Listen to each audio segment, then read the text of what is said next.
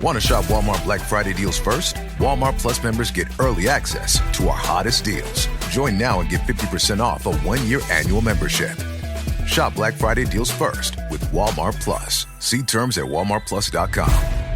Okay, I have to tell you, I was just looking on eBay where I go for all kinds of things I love, and there it was. That hologram trading card. One of the rarest, the last one I needed for my set. Shiny like the... designer handbag of my dreams. One of a kind. eBay had it, and now everyone's asking, ooh, where'd you get your... windshield wipers. eBay has all the parts that fit my car. No more annoying...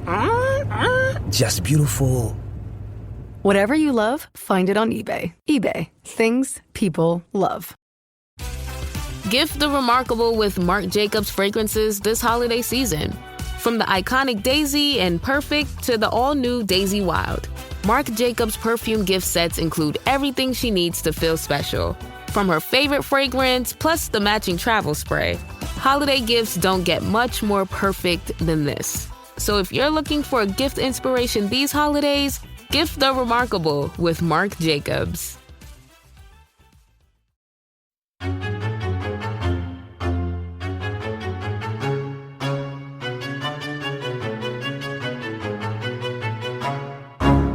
Slashers, huh?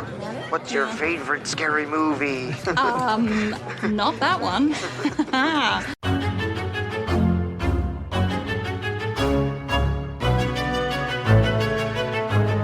And welcome back to Horror Queers. We're talking hair's important, maybe the most important. We're talking look at how amazing we turned out. And we're talking we all want what we don't have. And I'm Joe. And I'm Trace, and we're talking the cutest little black chihuahua I've ever seen. Oh my god, Pepper. Oh, I love it so much. And at least he still has an owner at the end of this movie, kinda. Everyone, we are discussing, and oh my god, I'm gonna get this right, Jill Gevargizian's The Stylist, everyone, an adaptation of her short film of the same name. It's true, yes. And folks, we have covered that short as part of our micro queers, well, I guess back when we were doing more short films. Mm-hmm. And we both, if I remember correctly, liked the short. So I'm very curious to hear how you liked the film, Trace. Yes, yeah, because this was a first time watch for me. You know, I remember when it came out, I never got to see it. And it was one of those ones that I just kept missing. Like I kept getting pushed down the list as more things got pushed up the list. But no, I did like this. And I will say, though, and I will give you credit for this, Joe. When I was watching it, the whole time I was like, okay, I like this, but this is, I've seen this movie before. Like, this reminds me of something, and I could not, for the life of me, figured it out. And then you messaged me like the next day and was like, wow, this is very similar to Lucky McKee's May. And I was like, oh, yeah. That's it. It's just May with hair and scalps instead of body parts. And well, not just. It's a nice compliment to that film. Yeah. Mm-hmm. But no, I did like this movie quite a bit. I do think a lot of it comes from the lead performance. The screenplay is good. I do think it's stretched a little thin, but I do really like this lead performance from Najarra Townsend. Yeah, no, she's excellent. Yeah. But okay, so before we get any further into this conversation, let's bring in our guest who's waiting in the wings. So everyone, she is a senior critic for Pajiba with additional bylines at IGN, Fangoria, Bloody Disgusting, and Daily Dead. You may also remember her from our episodes on Batman, Mask of the Phantasm, Saw, and Shiva Baby. Please welcome back Lindsay Traves. Hello! Hello. I expect a lot of hair expertise from you tonight. Yes. That is my specialty. How about those wig lines, huh? The skin wig lines in this movie? Oh. That is a hard forehead. I mean, it is gross, which is thrilling. Yeah, it's the worst lace front job anyone's ever done. Y'all are both, like, because Joe, you're much better than spotting wigs, but if I'm to understand correctly, Lindsay's like the best between the three of us at spotting bad wig lines. Oh, yeah. Like, I have had full-on conversations with Lindsay where I've said, is this a wig? And she's just like, oh, sweetie, come on. Yeah. Some are really obvious. I also really like pointing out the less obvious ones. I don't know why I get, like, really excited about that. And it's not even, like, a criticism. It's just being like, y'all know that's a wig, right? And then, I don't know. But I also really like pointing them out on men because I think it's one of those things we don't really think about. Right. Like, how many people know that Tom Hardy's hair is a topper in all the Venom movies? Not many. It looks very good. Didn't know that. Yeah, see? And it's so I'm always like, that's a topper. Yeah, which, I mean, it looks great, works for the character. His natural hair is fine too. But I'm always like, I don't know. So I like to spot them. I like to be like, that's not real. But what you're saying though, Lindsay, so like for me, like one thing that always like, not really in a bad way, but it always like reminds me, oh right, I'm watching a movie, is whenever it's like someone gives a phone number and it starts with 555 and I'm like, oh, movie. Yeah. So do you find, like, do you feel similarly when you spot those wigs, or are you just constantly looking for wigs that you're just always immersed anyway? My God, just constantly looking for wigs. Yeah, I'm imagining constantly. Lindsay out on the street. Wig.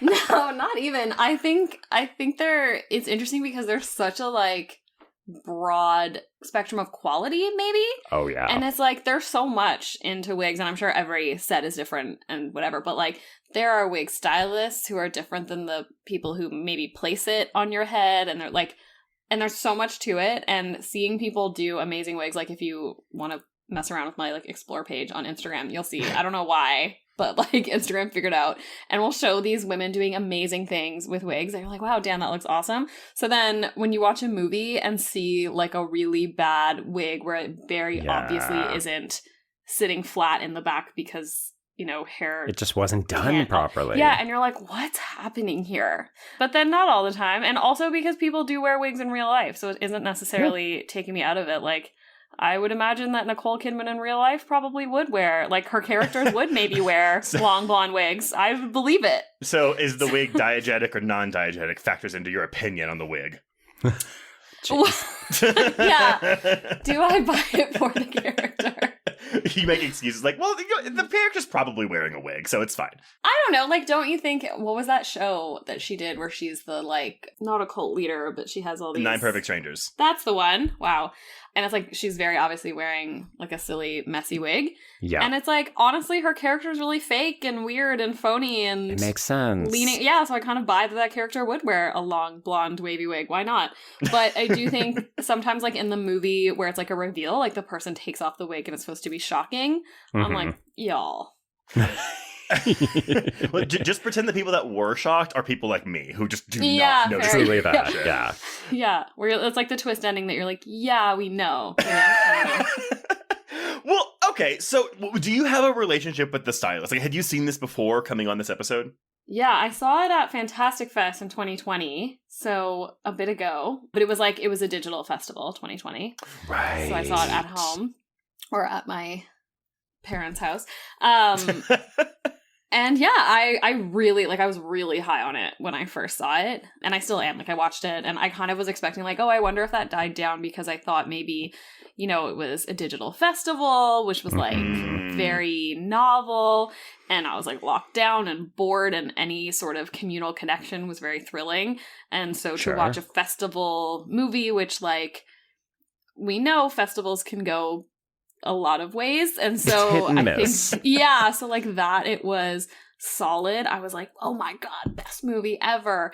So I didn't know if I would be if I like would have like come down from that, but no, I still really liked it. I'm glad you mentioned, like, it's not festival fatigue per se, but it's like that feeling when you've seen so many just like fine movies, like 3 days in a row, and then you see one that's like just barely above fine, and you're like, which is not to say that's what this is, but like just, and you're like, oh, it's so good. You're like, it's amazing. It's going to blow everyone away. I hope it gets acquired. I can't wait to tell you. I can't believe I have to talk about this movie and no one's going to see it for 3 years. Yeah. Oh, it's a breath of fresh air. And then you constantly wonder in the back of your mind, was I on a festival high or is the movie actually good? And it's always such a relief when you go back and discover, oh no, the movie is actually good. Yeah. I was like really happy that I was enjoying it. I was like, yes, okay, still good. Well, and so Joe, you saw this back then too, like at its festival premiere, right? I did. I think I might have seen it at the same virtual festival, but I was aware of it because of the short, and I was excited to see how it came together as a film. I'll admit I was a little lukewarm on the runtime, and I do still think that it could be tightened up a little bit. There's one part in particular I'm going to point out when we talk about it that I think we could have trimmed it or maybe even excised it and made this a bit of a tighter film. But overall, I mean, I just think... this is going to sound silly. I think this film is incredibly stylish, and it's like just really, really well shot. And then, we've got this fantastic lead performance. So more Like, this went up in my rating for this most recent time. Oh, awesome. I love that. Yeah, I mean, I wound up giving this a 3.5. Like, I did like this, but yeah, I agree with you about that runtime. But it's also a thing where, like, because the short film is essentially readapted into the opening scene of this movie. Yes. So the movie proper doesn't start until 15 minutes in, and I was like, oh well, there's kind of like I don't think you could cut the cold open. So maybe we can talk about whatever scene you're referring to, Joe. But it's like a thing where it's like, yeah, does this need to be hour 45? I'm not really sure. But we'll go through it. Mm-hmm. Yeah. Yeah, I don't think anything needs to be an hour 45. Or if it does, I really think once you're over $140, you have to earn it. I was gonna say, Lindsay, like, don't you like a lot of Scorsese movies that are like 2+ I love to 3 Scorsese hours? movies, but I think they merit it. Oh God, I'm gonna. This is it. This is the thing. Oh sure, Scorsese can do it, but not. But when I say like you have to earn it, I don't even mean it in the like quality way. I'm like, it's more, why does your movie need that much time to tell the story?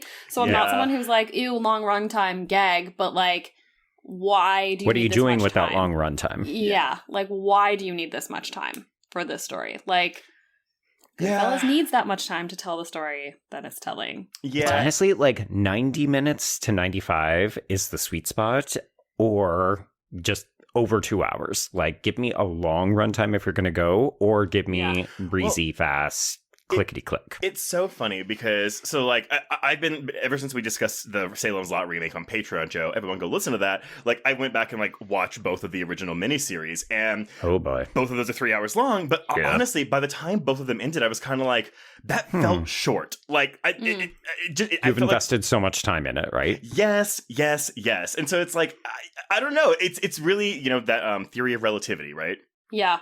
I mean, you should be judging every piece of media on its own because it is its own thing. But it's hard, right? When you say, okay, well, what does this movie do in 1 hour 40 versus that 3 hour miniseries versus that, 90-minute Netflix movie, which is just like hot people doing something. Yeah. Well, first of all, I know what you're talking about, and I thought it was perfect. But yeah, it's like, I don't know, runtime is such a silly quote-unquote criticism, but then I find myself going back to it a lot. But it's because of like what it's doing. Like, I ended up seeing A Real Pain recently, which is around 90-ish minutes, I think. And it's the right runtime, which sounds silly, but it's not about, it's that the story is told by then. Like, the story is not really slice of life, but pretty slice of life.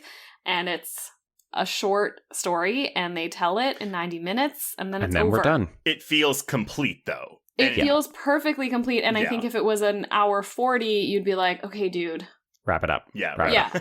And so, like, it feels so silly to be like, the runtime, like, people have asked me what I thought of it, I'm like, the runtime is perfect, but, which sounds like such a weird thing, but I'm like, no, the point is that it's a tight story. It's that the story knows how short it's supposed to be, and it is that short, I don't know. I mean, pacing is often one of my big criticisms. Like, things can feel so long, and yet I'll watch an identical movie and it'll be the exact same runtime, and it doesn't. Yeah. Exactly. I mean, I always go by like the Titanic method. If I see something is over 3 hours, I was like, well, if it's longer than 3 hours and 14 minutes, it's longer than Titanic. It better be as good as Titanic. It better be as good as Titanic. Okay. Well, so I did actually manage to find quite a good bit of information about this film. And a lot of this actually came from an interview with Jill Gevargizian, which, yes, we can call her Jill 6, but honestly, y'all, I typed out Gevargizian so many times in my notes that I'm going to fucking say it. I love that. But this was an interview with Alexandra Heller-Nicholas for Arrow Video, because this movie, I believe, got an initial streaming release on Arrow's streaming platform. Right. I do think that's right, yeah. So, director and co-writer of The Stylist, Jill Gevargizian, she had been a horror film fan since she was 8 years old. And, this is the kind of classic story that I feel like I hear from a lot of filmmakers. When she was in junior high, she and her friends would remake their favorite films and record them on her dad's giant VHS camcorder. But love. Exactly, right? I'm like, I wish I would have thought to do that, but I did not. I just wanted to watch them. But when she turned 13, she stopped making those films with her friends, and after graduating high school, went to cosmetology school and became a hairstylist. Ding. Now, she didn't really do anything again in the film world until 2014. So she'd already been, I believe, hairstyling for almost a decade by this point, if not already a decade. But in 2014, she attended her first horror convention. And it was at that point that she saw some independent horror films and met the filmmakers behind them. And she was like, okay, I'm going to do that. And decided to make the leap into directing her first short called Call Girl in 2014. Right. Now, she would continue to make short films with a total of 6 being released between 2015 and 2016 alone. And one of those 2016 shorts was The Stylist, which I think out of all of them, because I didn't she had one called Grammy that I think made some waves, but I think The Stylist is kind of her big. Like, this is the one that really, really made waves on the festival circuit that year. Yes, yeah. So, for the following 3 years, Gevargizian worked on the feature script for The Stylist. Though you'll notice, again, I said she was a co-writer. There are 3 screenwriters on this movie. Gevargizian herself, as well as Eric Havens and Eric Stolz. Not Eric Stoltz. Good lord. Googling Eric Stolz was a nightmare. Important. Big difference. So, here's the thing, because Gevargizian had been working with Eric Havens since her start in filmmaking, and he had actually written her short Call Girl, her aforementioned debut short film. And she admitted, when she decided to make it, she had 0 experience writing a script, so she really needed his expertise to help her out. And when she had the idea for The Stylist, she knew there was no one else in mind to help her figure it out. And also important to note, well, I think it's important, Eric Havens identifies as non-binary and pansexual, so it wasn't just another quote-unquote, male perspective on this script, which is saying something, since there's not really, there's a male character in this movie. Oh my god, Charlie, punt him into the sun. He's useless. Also, having seen the movie, could you pick that guy out of a crowd? No. But I feel like we also Which don't I love show it. his... That's the point. In a good way. But we don't show his face a lot, I feel like. That's what I mean. Yeah. He's not. He's not there. An entity. Mm-hmm. Yeah. So they spent a couple years writing multiple drafts of the feature script and sent it out to production companies and financiers. And Gevargizian was a little confused because she was like, well, people really loved the short and the concept for the feature, but every time they would get sent the script back, the notes would be like, oh, it needs more. But they didn't know what more means. Yeah. So they had been working on it for so long that Gevargizian was like, okay, we need a fresh pair of eyes on this. We can't be us anymore. It's been fucking 3 years. So enter the third screenwriter, Eric Stolz, whom Gevargizian met while working on an as-yet unfilmed movie called Permanent Address. And so this is the weird thing. Gevargizian, if you look at interviews at this time, she's talking about all the things she has in the pipeline. And as far as I can tell... most of them haven't come together, right? I don't think any of them have come to fruition. Does she have something coming?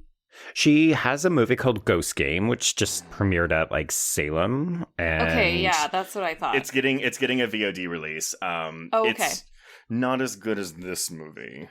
Okay. It feels compromised. Yes. Mm-hmm. Mm-hmm. I think it also was because this is obviously a low budget film as well, but I think this is kind of written and shot around the budget in a really creative way, and I think Ghost Game might have lofty ambitions beyond what its budget can allow. Yeah. But here's the thing. So, Stolz had written the screenplay for this, again, unfilmed feature film called Permanent Address, and this film was also going to star Brea Grant. So that's how the 3 of them all met each other. But while working on Permanent Address, because again, they were working on it, Gevargizian was amazed at how fast Stolz worked as a writer and said, hey, can you look at this script? We need to kind of do this little revision. And he did it in a matter of weeks, crediting him with elevating the entire story and finding ways to say more precisely what she and Havens had intended. And he also made it way more of a horror film, which I thought was really interesting, because what was the original feature? It before? Because the short's definitely a horror film. I guess it could have just been a bit of a damaged girl. One of the interesting things I found is when I read an interview with her, she said that she was also consulting pretty regularly between the time of the short and the feature with Townsend. So Townsend was actually giving character insights about who Claire is. Mm-hmm. And I wonder how much of it was maybe talking about her traumatic childhood or her family issues. I wonder if it was just more of a family drama. Well, so, yes. I really like Najarra Townsend in this. I don't... Did y'all ever see that 2013 movie Contracted? Yes. Okay, so Maybe. I think the first one's pretty good. The second one is not good, but she is the lead in that first Contracted movie. It's an STD where she gets it and she kind of slowly becomes a zombie. Oh, right. Yes. Okay. Mm-hmm. But no, I think she's a really good actress. But yeah, Jill, as you said, she read every iteration of this script, gave Gevargizian her thoughts, but it's interesting because they don't say exactly what parts of her life they took to make the Claire character, but they said she's basically a combination of both Townsend and Gevargizian's ideas, but did they elaborate saying it's sort of a collection of their own memories, but then also saying, Leatherface was a big inspiration on the Claire character. And they have 3 reasons. You know, both Claire and Leatherface come from traumatic family backgrounds that have shaped them into who they are today. They both have extreme identity issues, and the way of dealing with that is to wear their victim's skin in a tip to envelop their personalities. And they are both sympathetic. Okay, yeah. Okay, so all this is going on. They get the script locked down, and because they just didn't really have a lot of fun, which I guess who does, you know, looking for financiers, they decided to take the film into their own hands and raise the budget independently via Kickstarter and investors in mid-2019. I forgot this was a Kickstarter project. Remember back when you could just like raise funds and make a feature film for yourself? I mean, we just saw that a couple years ago with Terrifier 2, too. I was going to say, yeah, it's been happening, yeah. I mean, they won't do that anymore because it made $80 million, but yes. Well, I think it's more like I sometimes forget that like people whose films we will see sometimes raise money that way, because it so often feels like people who they've got this dream and, as you said, maybe some lofty ambitions, but they don't have any of those connections, so they end up having to go the public route. Mm-hmm. So, admittedly, though, Gevargizian had concerns about Claire because she wanted her to feel very human and raw and sympathetic, but because she's a serial killer and her routine is very theatrical, she didn't want her to be an over-the-top character, and she nicely credits Townsend's nuanced performance as to why it still works. Hard agree. Yeah, same. Do y'all find the character of Claire sympathetic? Yeah. Oh, yeah. Yeah. It's, we'll talk about it. Yeah, I'm like, give me the opening. Yeah, I just want to shake her so bad. It's like, girl, you've got a lot going on for you. You do not need to be coveting other people's lives. Yeah. So they had a small budget. I could not figure out how much it was, but I do know this. So they shot The Stylist in 19 days, only shooting in the salon for 3 to 4 days at night, since the salon was an actual business during the day. But when casting, they also had to think about people's hair. Whoever they cast, their hair needed to be easy for them to find a wig that looked the same, because they are not a $100 million film where they can ask actors to color their hair. So they needed the best performer, but also needed to turn their hair into a wig. And they had to cast them earlier than normal, as they needed time to create the whole wig scalp prosthetic. And like Gevargizian notes, there weren't perfect matches, but with lighting and color correction, she was able to make it look good on screen. Oh boy, this is where Lindsay comes storming in. No, I mean, I do buy that. And I also, the only one that looks really weird is the original, like the first one. Yeah, I agree. But I think it's kind of like, when I watched it, I think that character, and oh my god, I'm about to say something which is potentially very mean if this is what this woman just looks like. Okay. It's a bad haircut. Like, it's not very it's good. A weird and haircut, it doesn't right? suit her. And it's very obviously, like, Claire has, like, red, flowy, bouncy fairy hair, and this woman has, like, a bitch bob, and she's very different. She's having an affair, and she's a businesswoman who says what she thinks, or whatever. And so it was, like, supposed to be that. Well, because it's kind of like the Karen or Can I Speak to Your Manager? Not exactly that haircut. No, it's but more. It's the bitch bob. It's the only word I can think of. Bitch but it's bob. like she's harsh. She's severe. Right. And so I think it's like not necessarily flattering so much as it's like her Vogue look. Yeah. I was like, okay. And then so when it looks really weird on Claire, it kind of, I'm like, yeah, sure, it does look kind of shitty. Yeah. I don't know. It's just not a good fit for your personality. Yeah. Well, maybe her personality it was, but yeah. Well, a lot of the wig work was done by special effects artist Colleen May, who also worked on the short film.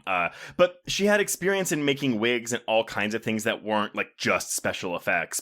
So again, she really does specialize in wigs. So she does the Nutcracker Ballet wigs every year in Kansas City. Yeah, because we should note, this movie was shot in Kansas City. Oh. Like, I just kind of love, because we so often hear about, productions running away to Canada or, Los Angeles or New York. And it's just nice when you hear, oh yeah, we shot this middle America. Where we were. Yeah. Mm-hmm. Yeah, cool. Well, as you've both already pointed out, The Stylist premiered at Fantastic Fest on September 25th, 2020, and continued on the festival circuit through the beginning of 2021 before eventually being released on Arrow Films' streaming platform in March of 2021, before getting that Blu-ray and VOD release in June of 2021. But I also don't feel like this film made that many waves. Like, I mean, I knew about it, even though I didn't get to see it, but I don't feel like I saw that many people talking about it at the time. But maybe it was just that kind of like, I don't want to say post-COVID, because we were still in COVID at the time. It's tricky because, as Lindsay's experience testifies, I think we were all being inundated with content from like VOD, because that's pretty much how we were watching anything we were watching. So I wonder if it just became difficult to sort out or like separate the different kinds of media. But I do know that it played at Final Girls Berlin, and I think it got good notices there, but that's not a huge festival. Well, I mean, luckily the reviews were positive, though. Like, we're looking at a 90% on Rotten Tomatoes with an average score of 7.5 out of 10. But I want to point this out. This is based on 40 reviews, and only 5 of those 40 reviews were quote-unquote top critics on Rotten Tomatoes. Oh, okay. So I looked at the top critics score. Their average score was a 4.5 out of 10 for this movie. But there was no top critics tomato meter score because I guess there weren't enough. Yeah. Whereas Letterboxd users have given this a 6 out of 10, so a flat 3 out of 5. That's a big difference. Yeah, like it's all over the place. So I thought that was interesting. But yeah, so let's talk about what happens, Joe. Okay, so as you noted, if you've seen the short, then you've seen the opening scene of this movie. So we open with Claire, who is Najarra Townsend, as we said, and she is a Kansas City stylist. She's working late, and she gets a kind of last-minute client. So this is Sarah, played by Jennifer Seward, and she comes in. We're doing, okay, can I get you a red wine or a cup of coffee? Wine. Yes. I mean, if the wine is an option, and you're, I know. Take it. I would go. I don't really go to barbershops anymore because at this point I'm comfortable just like fucking taking a razor to my hair, not like just whatever. But I feel like in Austin, when I lived in Texas, we would have those, but they would only offer you beer. I would never get wine at one of these barbershop places, and I fucking made me so mad. I'm not going to suggest there's a gender thing going on, but I was like, no one's ever offered me beer when I get my hair done, so... Actually, I shouldn't say that. My hairdresser probably would offer me a beer. We're into Aperol spritzes. Shout out to Kelly. Gross. Oh my god. What is it with all Aperol spritzes? Like, what the... God. It's a choice. Whatever. Fucking Negronis, too. I can't take that Campari swine. shit. I know. Wow. Welcome back to Cocktail Talk. Oh my god. Okay, so anyway, yes, Sarah does opt for a red wine. We are chatting. We're getting to know each other, as you would expect from a stylist, right? It's tell me your secrets. So we've never met Sarah before. She is a graphic design. She's in town on work. She has a husband, a 12-year-old son. She's having an affair with a boy toy. I am not saying this is unrealistic at all, because I'm sure people have told their hairstylist, like, yeah, I'm having an affair because, like, whatever. Of course. I cannot imagine just like telling some stranger like that's doing my hair. Yeah, I'm also a person that doesn't like to talk to my hairstylist though, so I don't. I don't know. Are y'all talkers when you're getting your hair done? Yeah, but I have like a really good relationship with my hairdresser. So you have like a regular hairdresser that you've gone to for a while. She's Olivia in this film. There you go. Yeah, duh. I tell her all my secrets. You want to know what she knows about you too. I think first of all, and I don't know, but. When we get our hair done, it takes, I don't know. What do we say? Anyway, I'm going to go with we. When we get our hair done, it takes like 8 hours. Do you know what I mean? You're not there for 10 minutes. You're there for the day. So like, you're going to chit chat. They're going to be like, how's work? And then suddenly you're telling them like a very specific story about your manager and whatever. Because like, you're there for a really, really long time. And I also think hairdressers or hairstylists, and it's somewhat of a stereotype, but I do think it probably does happen. But like that joke that your hairstylist is kind of like, your de facto therapist. Like people do absolutely dump stuff on their hairdresser because just like the character says, and not to skip ahead, like you don't know any of these people. So these anecdotes, it's a completely safe person that you spend a really long time with, chit-chatting, and it's someone you also have like a relationship with because typically you go to the same one, although in this case I think it's meant to be like she's in town for the day, whatever. Yeah. And yeah, I feel my hairdresser probably knows all my secrets. I don't know. Well, yeah, I guess like, my haircuts are like 10-minute haircuts. So I'm there for an entire day. No, and they're sitting there trying to talk to me, and I was like, just please, like, you don't have to talk to me. I don't talk to my Uber drivers either, but like, it's, but yeah, I guess like, I because I grew up with like the Steel Magnolias, like kind of like not barbershop, but like salon thing. So like, I would go with my grandma to this woman's house where she had like a salon set up in like one of her bedrooms or something. And but it's got to be like a gossip mill. Everybody 100%. Knows everybody's business. Yes, but I guess for me, that's like these are all like women who know each other. They're getting their hair done together. It's not just like you going to Dolly Parton and talking, but nevertheless, I find this very fascinating. I find it fascinating because I this is not something I could do. I mean, I buy it. I think the thing that I struggle with the most is that this woman is making Claire stay after hours, and she came in for a color, because that's not a short process. I was like, this is unrealistic. What are we doing here? Oh, no, that like, you better be paying her extra, is what I'm saying.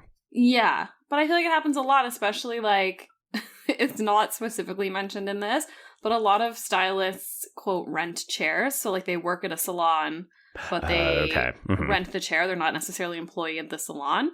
And so they kind of set their own hours and whatever. And so very often, like, you know, I'm like, I work, and so I can't come until late, and my hair takes 6 hours sometimes, and I can't get there till after, you know, and that person just like there. work and stuff. So I do think it happens pretty often that someone's like, no worries, I'll stay late and do your hair. Yeah. Right. It's money. Yeah. I mean, this is also why you tip a hairdresser. Yeah. Because... And also, I mean, I'm sure it costs a lot of money. Ooh. Lindsay, tipping etiquette. Is it 20% like at restaurants, or do you go above and beyond 20%? Is there a different standard for hairstylists? I think it's the same, although I don't know, I'm curious what other people think. I think it's the same. I also know, like, everybody kind of handles it different. Like, I know some people don't tip the stylist if the stylist is the owner. But I still do, because I, like, tipped her when she wasn't, and I feel weird. Yeah, you've got the relationship. Yeah, it just feels, like, weird not to. But I know a lot of people don't necessarily, like, if you go to someone's house, or if it's, like, a small shop, or, you know, they're renting a chair, some people don't tip. But I definitely do. And then some stylists will be like, oh, do you want to pay part of it in cash, save the tax or whatever? So I try to, like, consider all of those things. Jesus. You know? Yeah. I don't know. That's actually very similar to my experience. I have a stylist who does not own the business and, like, rents the chair. So he'll come in different hours than everybody else. Right. But also he'll let me pay cash, and then I skip the tax, so I tip him more. Right, because you're like, and then you also want to, like, tip as if you were paying the whole amount. Yeah, you know? exactly that. Yeah. Mm-hmm. So, yeah. Loaded answer. There's so many complications. All right, so I have a question about this, because obviously, yes, this is our introduction to Claire. She seems very nice, very capable. We get this beautiful montage of doing the hair. I'm going to note that the close-ups of the hands working, although Townsend did work to get her technique proper, we are using a hand model for the close-ups. This is production designer Sarah Sharp, who is actually doing the hair massaging and all that shit. Huh. Yeah, because she studied cosmetology. So it was like, it's just easier. It'll look better and realer. Right. So we scalped this woman after we drugged the wine. But I want to know, why do we kill her? Like, is it because she is cheating, or is it just, I like the hair? I was, Lindsay, you can give the fuller answer to this. I'm just going to say, like, my piece, because when I first saw this, I was like, okay, so are we doing like a not a vigilante per se, but it's like, yeah, we're killing people that quote unquote deserve it in her eyes, but that's not what we're doing here. No, I think that might have sold her on this woman kind of sucks, so it's going to make this easier for me. Okay. But I think, especially because she even, like, it's the line she repeats later when she's wearing the woman's hair, is like, you want what you can't have, or whatever that line is. I think it's just her being like, wow, you are out there and you're working and you're traveling and you're married and you're with someone, and, like, that is so the opposite of Claire's life. She's meek and she's afraid, and so it's her being like, I want to be like you, and I want to take your skin so I can be a little bit like you. I think the cheating thing was more that she just was like, well, you kind of suck, so it's going to make this job even easier for me to do. Right. Mm-hmm. Yeah. And you don't live here, so no one's going to know you and no one's going to give a shit. Joe, what was your thought on this? I kind of went back and forth, because I'll admit that the first time I watched the feature, I didn't clock how integral the concept of, and this is going to sound really stupid in hindsight, I didn't clock how important marriage was in this movie. Like, this concept of having a partner and having that kind of aura or artifice of, okay, you figured all of your shit out, you've realized the heterosexual dream, because I do think that Claire's queerness will factor into that as well. And I think that's kind of where I ended up getting stuck, because I was like, oh, she's coveting these women, and the best way for her to take on the things that she likes in other people's lives is to quite literally take their hair. But I do think that there's Like, there's that. There's the fantasy element, but I do think that part of it is she's looking for that completeness, as you were suggesting, Lindsay. Like, she wants the perfect life with the person who's got all of their shit figured out, and that often includes someone who has either a wedding in the future or a wedding behind them. Yes. Now, do we want to hear how they did this on a limited budget? Yes. Okay. I do. People said no. Like, no. Not really. No, let's just move on. All right. So they shot the opening scene in one day, with all the special effects taking up a whole day on their own. So what they did was they had Jennifer Seward, who plays Sarah, come in on a different day to do all the dialogue. And then the special effects were done on another day. Now, putting all the prosthetics takes hours, and then shooting and then, praying it's going to work basically the first time, because they weren't using digital effects for the blood. To make the scalp and hair, special effects artist, again, Colleen May, would remove the front part of the wigs that they bought, use all different types of material to create fake skin, but then she'd feed fake hair through that skin so the front looks better than just being a wig. Right. When it came down to putting the wig on the actor, she would put a bald cap first to cover the real hair, top that with faux muscles and tons of fake blood, and then place the scalp on top of that. And so it had this layered effect that when you pull it off, you're just, again, hoping that whatever is underneath is still in the right spot and still looks good. In this opening scene, there were actually tubes of blood underneath the fake scalp so that they could pump fresh blood out when Claire is cutting the scalp with scissors. Right. Something else they did was have another tube behind the blade so that blood is coming out of the scissors in the close-ups. So they could use the real skin for that then too. Sure. They had a manageable number of special effects, so they could only be dealing with them for about 3 big days. So again, this was all condensed. I did want to point this out too, though, because it seems relevant to all horror fans out there. But, going on to the subject of real quote-unquote blood versus CGI blood, Gevargizian says that they often didn't know how it was going to turn out. But then when they cut it together, it looked awesome and disgusting. But it was challenging because of all these special effects and this unknown factor. And she says, this is why a lot of films use digital effects, but you can guarantee it. Yes, but then she says, but none of us horror fans like that. No. But with digital, you know what it's going to be. When you're shooting blood spraying across the room, you don't know if it's going to be on camera or land in the wrong place. It's the time and uncertainty that filmmakers don't want to gamble on. But with the horror, that's a huge part of the art of it. And I really respect her stance on that because, what would have happened if this didn't go right the first time they did it, Yeah. I mean, this is your moneymaker. You need this scene to work to set the tone for the entire rest of the film. But also, folks, if you have not watched this movie, this is such a good fucking effect. It's a long take overhead shot of just pulling the scalp off this woman, and it looks so good. And the Foley work of the squishes. The Foley work is good. So good. I was rereading my own review today from 2020, which feels like a million years ago, but also 5 minutes ago. Yeah. And I was like, I had even said that, the gore is good, but the sound. Yes. Yes. It helps to sell it. Truly, yes. I do think that, again, the longer I'm in this business, the more I'm kind of I think the sound of, gore effects is more impressive to me than the visuals sometimes. Yeah. Sometimes, yeah. Sometimes. It works so well. And then also, the one take thing, first of all, the blood is amazing. It's so gross. And there's also so much. And it doesn't even necessarily, not that I really know what somebody looks like when they're having their scalp peeled off. It doesn't look super real. I don't think there's, that much blood over your scalp like that. I don't know. And it doesn't matter. It looks so great. It's such a good horror gag. And one of my favorite things, and I've said this in different ways a million times, but I always think that when someone's being very focused and just relaxed when they're being scary and killing is so scary to me. We've all seen slashers be and whatever. And that's to me silly and fun and still great. But when the killer's just stone looking cold. like a deer hunter, it's really scary to me. So her face, how she just has her pursed lips and her focused eyes as she's doing all of that, it is such a dynamic shot. It's literally just a gore gag, but it's also the sound is great, the blood is great, the SFX of the scalp is great, her performance is great. There's so much going on. I think too, it's because the scalp is connected to the skull with I don't know, tendons or something, whatever, Yeah, like, whatever that is. But it's that visual, like, she's not just cutting it off. She has to like cut off the front, but then she's like peeling it off, Rip like, it. pulling it off. Yeah. And it's like, you know, it's like when you're pulling off a sticker off of a Blu-ray or something. And like, please, God, don't leave any sticker residue. Please just come off clean. Just come off in one nice fell swoop. Yes, exactly. And like, it looks like it hurts, even though the character is like restful. Yeah.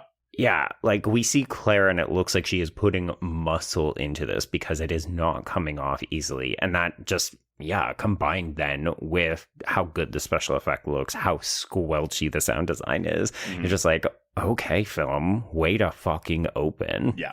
Mm-hmm. Yeah, it's great. So that's why, again, I wouldn't cut the open, even though this is essentially just the short film remade a little bit. I wouldn't cut this from the film. I think you need to open with this. I also think like, okay, and I'm sure we'll get to it, it's kind of the only kill scene. So, like, you kind of... And I think it's actually really an efficient use of the movie, of its runtime, that we see her kill one time, and then we see her sort of trophy room, and that's all we need to see. We don't need to know how often she does it, what her triggers are. Like, that's it. We just know, okay, she is prolific. This was not her first time doing this. And that's it. Like, so without that, like, that's her. And that's also the only time we see her confident for the next hour 40. She's Lindsay, not we confident. see 2 other murders in this movie. Okay, we see 2 other murders, but do we? What 2? Like, do we? Not to this extent, no. So that's actually something that I've noticed that low budget films will do. So I just watched a vampire film recently called Bloodsucking Bastards, and it was made for $500,000. But when the vampires get killed, they explode, like an explosion of blood. Yes. But they only show the first one. time. Yes, and then everything else, it's that. You know how this goes, right? But it's also like you can walk out thinking you've seen more vampire blood explosions than you have, because your brain is filling in the gaps because you've seen the first one. Right. And we don't see her succeed again. Right. Like, this is the only time we see this is her ritual. Do you know what I mean? Like, in 8 seasons of Dexter, we see him do his ritual 70 times. We only see her do this ritual one time. And so we have to know it well enough so that when it happens the second time and doesn't go well, we know, we're like, whoa, what's she doing? This seems a little frantic. This isn't her usual MO, which how do we know her usual MO? We only saw her do it once. Like, this is, the movie uses it as such a shorthand. It's like, here's the opening kill.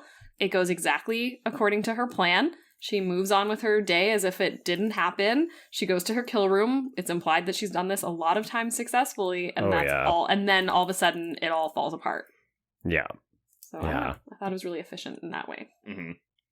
It's that, and I also love the idea that, you know, Lindsay, you said she's so calm when she's doing this, and I like how she looks at peace doing this. Like, she's determined, she's focused, but she knows what she's doing, and it's the same look she wears when she's doing hair. Like, these are her 2 vocations. Yes, it's like she's confident. That's what she's good at. Yeah. I got 2 things. The rest of life, I'm a bit of a hot mess. Okay, so let's talk about this murder layer, because, I mean, this is giving huge serial killer, but like gorgeous. Yeah, I wrote Scalp Shrine in my notes. Yes. Yes. I did want to note that the vanity, so she's got, you know, a ring light, she's got a mirror, I don't think she has any makeup because it really is all about the wigs and the scalps. She pulls lipstick out of her pocket. She does. Okay, yes. But I wanted to highlight that the mirror and the overall sort of look of this is meant to evoke May, because Gevargizian is a fan of that film. It's one of the references that she made when she was making the movie. Interesting. That makes sense. Okay, so we begin the next day. So this is like our introduction to the character. It's all in one night. And then we wake up the next day and she's looking at her skin. She's getting ready for the day. And she gets an emergency text message from a client named Olivia, who will be revealed as Bria Grant. I actually, love all the split screen we're doing for like the first like act of this movie between Sarah and Olivia. When this started, I thought that they were already friends, the way Olivia was texting her. Oh, okay. So when it was revealed that, oh, no, she's just, quote unquote, her hairstylist. Oh, okay. But, like, I think friendly, I mean, even before, I mean, like I said, now I've been going for so long, we are I think, like, maybe not good friends, but we're friends, certainly. Yeah. Right. But yeah, I feel like, again, it's potentially a gendered experience, I don't know, but I would totally text my hairdresser to be like, hey girl, have time to see me on Monday? Whatever, you know? Yeah, like you're probably not going to go over for wine and pizza, but you are going to say like, hey, got time to fit me in today? Yeah. Wink, wink, nudge, nudge, heart emoji. Yeah, 8 hours. Yeah, basically. got a quick 8. No, my hairdresser, oh my god. Oh wait, I'm sorry. Do you mean this $65 wedding hairstyle she gets? That $65. That is when she's proof like, right that's there. a steal, I'm like, sure. Yes, it is. Yeah, that's like when Nomi Malone charges $50 for a blowjob in Showgirls. It's like, girl, you're way better than this. Know your worth. Okay, so yeah, I did want to note too that the split screens is a homage to Brian De Palma's sisters. Cool. I just, anytime I see split screen used often in a film, I just assume Brian De Palma, period, not even a specific Brian De Palma film. Sure. Yeah, it's interesting because much like you said with the practical effects on the wig in this opening kill, they weren't sure whether the split screens were going to line up because, of course, you shoot them separately and then you have to hope that you've done it properly so that when you do put them side by side that they actually match. Yeah. Yeah, good times making an independent film. 19 days, y'all. First feature, too. Like, Yeah. Okay, so we're basically following the two women, and when we see Claire walking down the street, she is pretty much shopping for scalps on all of the women that she sees. It's like that hair? Not sure about that one, but maybe we could make it work. It's like in Bad Teacher when she's looking through all the boobs of celebrities and just circling the tits she wants. That's what this is. Exactly. Yeah. She's on the prowl. And we see Olivia doing things like she is a runner. She has a fiance who we will learn is named Charlie. He is played by Davis DeRock. And he is very cautious about the fact, like, he's adamant and frustrated that she has not brought her rape whistle or mace. I couldn't figure out what he was mad that she didn't take on the run with her. I think it was the mace. Okay. Yeah. But I don't know. But he's concerned for her safety, and she's like, you worry too much. Stop trying to control me. Little does she know, it's a woman that's going to be her biggest danger. Ooh. Okay, so when Claire stops in for her daily chai latte at the coffee shop, she is so distracted by the blood on her shoe from last night's kill that she does not realize that poor barista Dawn, who is played by Sarah Maguire, is basically trying to say, hi, I love you, can we please date? So this is interesting because if I hadn't seen the short film, I would assume that this stuff was us kind of shoehorning the short film into this movie. Oh, okay. Why? I mean, look, I get, because when we have to kill this character, like, it's very much, okay, she's losing her mind, like, it's going downhill, in a way that, you know, she didn't expect to happen. But I also don't necessarily think you really need, I guess you do if you're doing, like, the missing posters to kind of add to her anxiety about, oh, I'm gonna get caught. But I do think this is something that you don't have to really spend as much time with. I don't mind it because to me, if we're making the May comparison, this is the Anna Faris character, right? So it's like, oh, you could actually date this person who likes you, they're interested in you, and it might be okay if you just accepted who you are, what you want, and that sort of thing. But because Claire is so enamored with this idea of perfection that she sees in Olivia, she doesn't even notice that the possibility for happiness is there. Then I guess what I want then is I want more, because we get this scene, and then we get the scene where she's like, oh, look, you're back to normal again. And then we get to kill her. I guess I again, we don't have the real estate in this runtime for it, but like I would have taken then more scenes with this character to develop that a little bit better. Yeah, I mean, I'm curious, Lindsay, do you think that we need to kill this character early in the film so that we can, tighten the ropes, escalate the tension, like, oh, she's going to get caught because she's becoming unhinged? But is it also so that we can just clear the runway so that we can focus directly on the obsession with Olivia? I think it's tough. I think we kind of need it to sort of show where her attention is, I guess. But I don't think that their story contributes much. I think why it works is that this character trusts Claire a bit. Right, and I think in a lot of ways they're sort of kindred in that it's like, you know, who are the people that you have small talk with pretty often? You're a barista, you're a hairstylist. Right. You know, so it's kind of like, in a way, they're the same, but then, you know, people are dumping on Claire, presumably often. We don't see her with any other clients, I don't think, except the guy. People sort of dump on her pretty often. And then this barista's kind of like, hey girl, want your usual? And she's just like, oh, I don't see you at all. But they're sort of kindred. So I think it's just like kind of like that, like who's invisible to whom and whatever. Right. And I think she needed someone that trusted her enough to stay open late for her. Like, just like Claire stayed open late for this random client. Like, if otherwise there'd be people around, Claire wouldn't have had the opportunity. Right. So I think it just kind of had to like establish that she's like, oh, you're my regular, I'll do anything for you, we're small business owners, whatever. But as far as like the story between them, I feel pretty neutral about it. Yeah. Right. I mean, I don't disagree with you, Trace. I do think we could have kept this character and given her quite a bit more to do and maybe killed her in the transition to the third act. And that's really what sets Claire off or something. Yeah. But I guess because it never really feels like Claire actually has any true affection for this barista, whereas she does have that for Olivia. Right. Yeah. You'd have to beef that up. Yeah. And I don't think she has like the other kill that we see again, where I'm like, we're kind of developing a quick shorthand. The other kill seems to make sense, is where this kill doesn't. Like, when she does go after the barista, it's kind of like, what does she want? This barista has nothing that she wants. There's nothing she likes about her. Her hair is not even more that just good. like, yeah. I think it's like, I don't know. Do you know what I mean? It's like she wanted something from that first woman, but not from this woman. And I think it's just supposed to show like she's spiraling and she's fucking up and she's not on home base and she's just so desperate to like get her kill rocks off that she's done something She's wild. getting sloppy.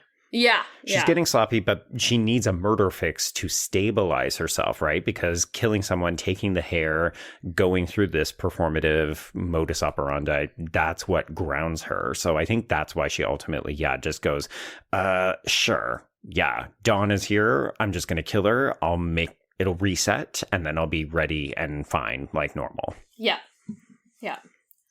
And it just doesn't work that It's way. like hooking up, with someone you have a fight with your ex. You know what I mean? Like she's she's like, fuck, and like has to like go. Not that I'm saying that that's something that I've ever done, but she's being like, God, I'm so frustrated. I have to go, whatever, and who cares? It's some other woman that I know. Murder is fucking in horror films. Yeah. She's like, it's some other woman that I know that's flirted with me once, so I can get her alone, and let's do it. Yeah. Okay, well, let's talk a little bit about the Olivia side of the storyline. So as we mentioned, she's got this fiance, Charlie, who's a bit of a non-entity. We'll get to that a bit more when we get to the pizza and wine scene. But we do get to see that Olivia has a pretty solid job. She seems to be a high-ranking person in some kind of either magazine or marketing agency. Editor of magazine, baby. Dream job, perfect life. That's a movie job. Here's the thing. Like, when her best friend, Monique, walks in, and it was a black woman who is played by Millie Milan, I was just like, are we watching a Hallmark movie? Yeah. It's like a blonde lady who's about to get married and she's having huge difficulties. She needs her hairdresser to come in, but also her black friend to save her. Okay, I wanted to ask because I thought it was interesting that the friend that like referred her to a hairstylist was a black friend. So because black hair is very different than white hair. But I guess my question was, are there a lot of hairstylists that are experts at both like black hair and not black hair? Or do you typically find that you have to like, well, I guess none of us are black, so we don't know. I should be asking a black person. I'm not question. an expert. I'm saying this like I don't know the answer to this for sure, but I do know like a few black women who specifically said like when they're seeking a hairstylist, they ask them specifically, can you do black hair? Yeah. Yes. So like I remember I was in a wedding party with a black woman and she very specifically like they had one stylist for the wedding party. Oh no. And the stylist did a great job. She very specifically like called the stylist and was like, are you comfortable doing my hair? And the stylist was like, yep, I'm qualified and trained. So nice. Yeah. Well, okay. That's actually, Joe, when we discussed bad hair with Carolyn Morissette, that was a long conversation we had because she said, I have to say, like, do you do black hair? And I think the anecdote she said was they just thought she meant black color hair and not black with a capital B. I remember that. This girl, and again, I'm not saying that she speaks for everyone. It's just like this specific experience I had. She was like, she told her curl like tightness, like there's like 4C or whatever. She was see like, it no, and do you read do it. like 4C? I don't know that it's 4C. I don't remember what the code is. But she's like, do you do 4C curly hair? And the stylist was like, yes, I do. Wow. So, yeah. Okay. But I do think that like, and I'm sure every stylist has like a different catalog of what they can do. But I do think like something like braids is different than like weaves is a different skill than like there's extension specialists, like there's different. So sure. I don't know. Yeah. I mean, I would imagine you would want to be a jack of all trades because that you could maximize your income then. But I just thought that was interesting because it wasn't addressed. Well, even the conversation that we have in the film about, Claire is such a great hairstylist, why doesn't she do weddings? As though that isn't a skill unto its own, right? Yeah, like, updos are another skill. Some stylists are like, I don't do updos. Well, also, like, honestly, the answer Claire gives, where she's like, it's like high. She doesn't say high stress, but they're just a lot. Like, yeah, obviously, like you can make a lot of money doing wedding hair, but also like the emotional commitment, and also if something goes wrong, I understand not wanting to deal with that kind of stress. So yeah, sure, just do quote unquote non-wedding hair in your salon. That's fine. It's also timing and travel. Like, not everybody wants to drive to a wedding venue on a Saturday morning. That's what I was realizing at the end of this film. It's like, okay, I guess we're just giving up our Saturday so that I can go and set up shop and literally have no one except your mom and the bride pay attention to me. Like, all of these other people treat her like she is wallpaper. But sure, I'll give up my Saturday so I can come and make, $65? We'll talk about how the friends treat her because they are awful. They're awful, yes. I mean, yes. So Monique is one of the friends, and she's the one who made the bad recommendation. This is why Olivia is in such a huff, because the person she thought who was going to do the wedding hair is no longer available, which means we need Claire. Claire is our emergency contact now. For 2 weeks for the wedding, we need a new hairstylist. Yeah. And I appreciate it. Like, I was not a groomzilla or anything, but it's really easy to get tunnel vision in the days and weeks leading up to your wedding because everyone is asking you questions all the fucking time. And you're expected to have answers or expectations of like, it's my perfect day. It needs to look like this.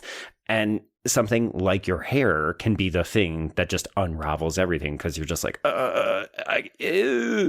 as someone who both me and my husband worked in the wedding industry in Austin. Like, he was in catering, I was in rentals, but we had like connections all throughout. So like we knew exactly what we did and didn't want. And I was like, okay, I've done planning before. Like, I can do this. It'll be easy. And it was easy-ish. Like, I'm sure it was easier. It was probably easier for you than other people, but not easy. Yeah, but I will say though, I definitely got in those headspaces, like especially like the weeks leading up to it, where I was like, fuck. And also just people constantly wanting to like message you, like just shut up, go away. Are you ready? And which is why when Olivia like barks quote unquote at Claire, like I was like, I get it, girl, I totally get it. 100%. Even the like, surely you must need something, I'd love to help you. It's like, go away, fuck yourself. Fuck off. Okay, so so Claire finally does decide, after spending most of the day leaving Olivia on red, that she will do the wedding hair. And she's back to herself the next day when she stops in for her coffee with Dawn. And then we get the first sort of like face-to-face interaction between Olivia and Claire when she shows up for the test run. So again, it's after hours. We're chit-chatting. We see that the approach to customer service is very similar to what we saw with this Sarah character at the beginning, but the rapport is just, it's there organically. You can tell that they've known each other for years. And, we get another beautiful montage of how much Claire is obsessed with this hair. I do think that there's, it's interesting, right? We talk about the male gaze, we talk about the female gaze when it comes to direction. And I love that this movie has a kind of hair gaze. Like, we are coveting hair in this movie.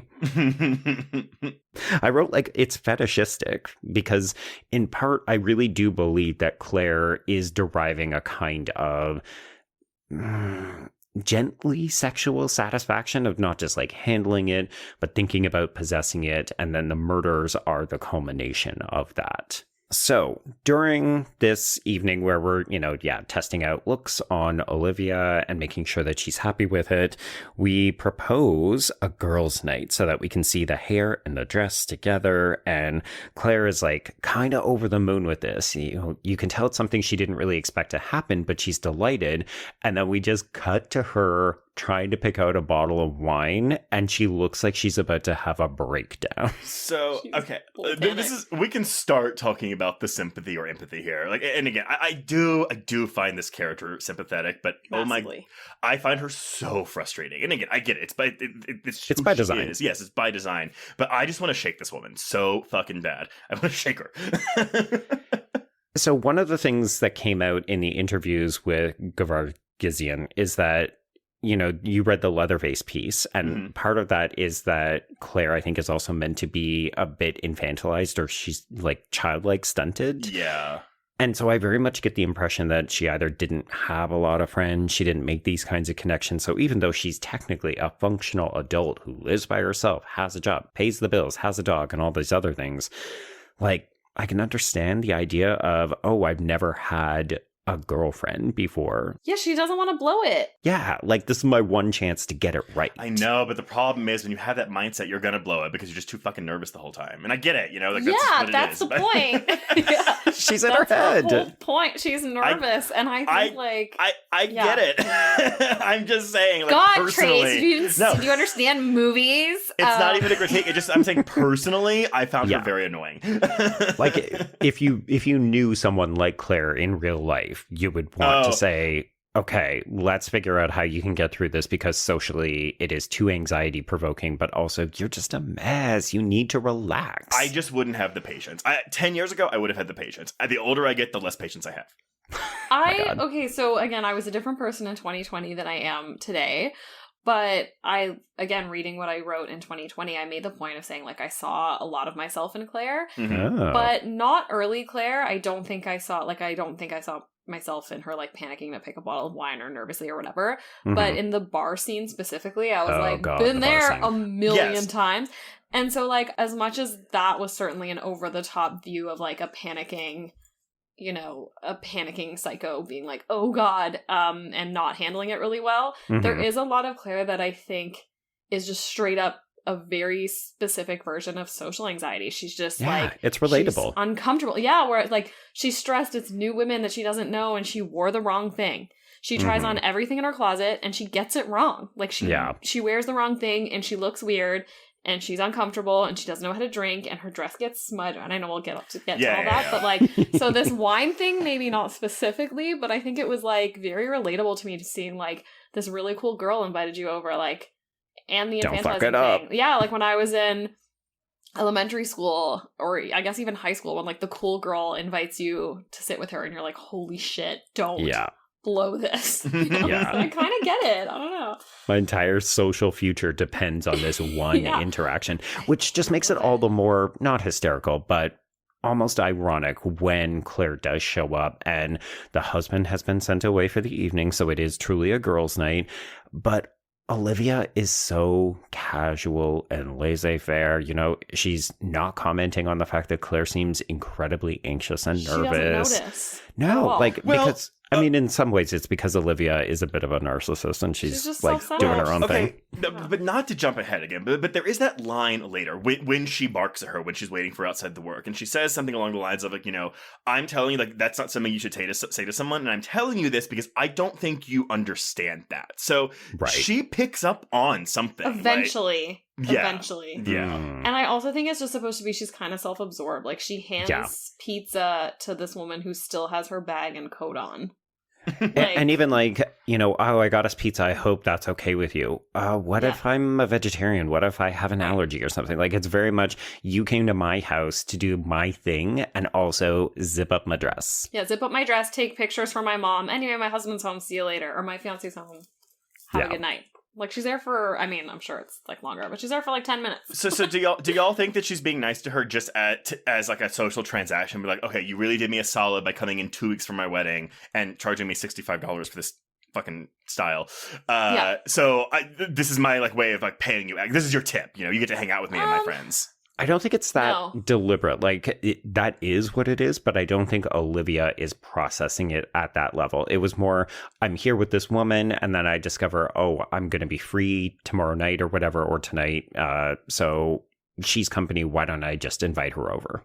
Yeah, I think she's just like confident and, like you were saying, laissez-faire. I think she's kind of used to everybody liking her. She is a cute blonde with a cool job and cool t-shirts, and everybody likes her because why wouldn't they?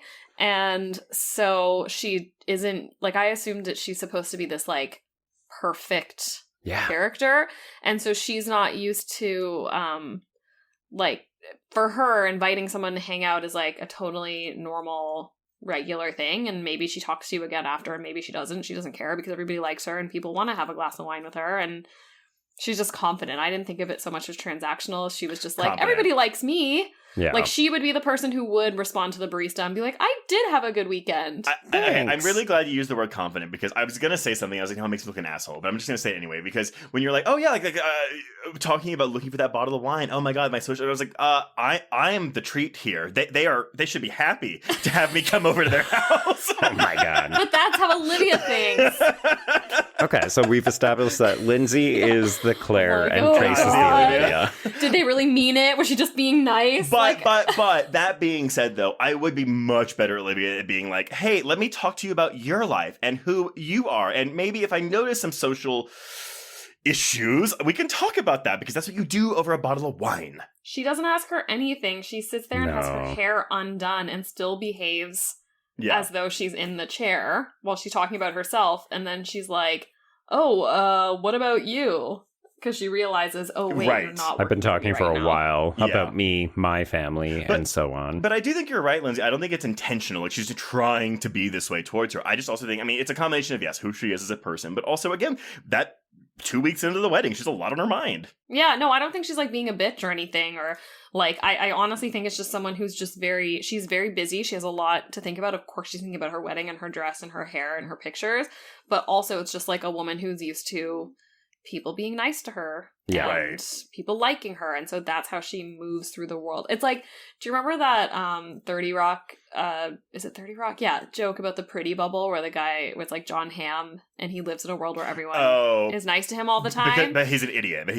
Yeah, and like he, you know, and I know people like that. Like, they just are so likable that they think they're like, it's almost immune, right? Yeah, it's like you know those the I don't know, I was gonna say I'm fucked up, but I think it's an Amy Schumer joke, maybe, or it might be, I don't know, it doesn't matter.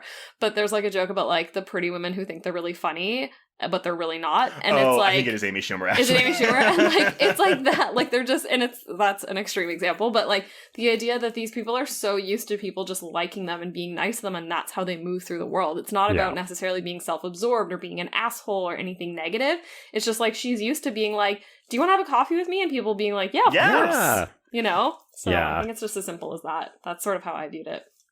Well, and I think this is a good opportunity because we've not really talked too much about Brea Grant, but this to me is really, like, I don't think it's strategic so much as, you know, Gevargizian was like, oh, this is a good fit and Brea Grant is dependable and I like working with her and so on. But to me, this ends up becoming strategic because Brea Grant has that innate likability. Like, she really does project that kind of confidence and she's got the movie star quality to her, but there's, like, particularly in this film, there is that level of artificiality, right? It's almost like she's behind a filter, and to interact with her, if you're lesser than, as Claire does feel, you know, she's subservient, she's a service employee, there's just that inherent power dynamic. Like, there's a hierarchy here. And Olivia, even if she doesn't realize it, she plays into it because that's what she does. But like, Brea Grant is really, really good at projecting all of that, despite the fact, I would argue, Olivia's not really a fully fleshed out character because we're only seeing her through Claire's eyes. Yeah. No, I like Brea. Also, what you just said, I'm like recontextualizing all of my social interactions I've ever had in my life now. But it's okay, Trace. Just acknowledge that you're privileged and then go from there. Trace. Oh, rethinking a social interaction. I want to be in the pretty bubble. What's that like? Oh, sweetie, you are, at least in your own mind. Reliving social interactions over and over, I can't relate to that at all. Ignorance is bliss, man. Ignorance is bliss. Let me replay that conversation 25 different ways about how I could have handled it differently. Yeah. But no, I like Brea Grant a lot. I think she adds, like, her performance does more for the character than the script gives her. But again, like, as you said, Joe, that's by design because we are looking at her through Claire's eyes. And especially in these scenes, right? You know, I'm taking in this opulent house, but it's busy. You know, we enter and the first thing that Olivia says is like, oh my God, it's such a mess because I got all the wedding shit here. And you're like, yeah, it's crowded, but it's also like it's filled with rich baubles and it just exudes wealth and that kind of stuff. So even, you know, I don't think we went out and specifically got a great house for this. It was like either set designed or we managed to just execute this really well. So the whole story of who Olivia is and how she reacts to Claire is embodied, I would say, in this scene. Like we understand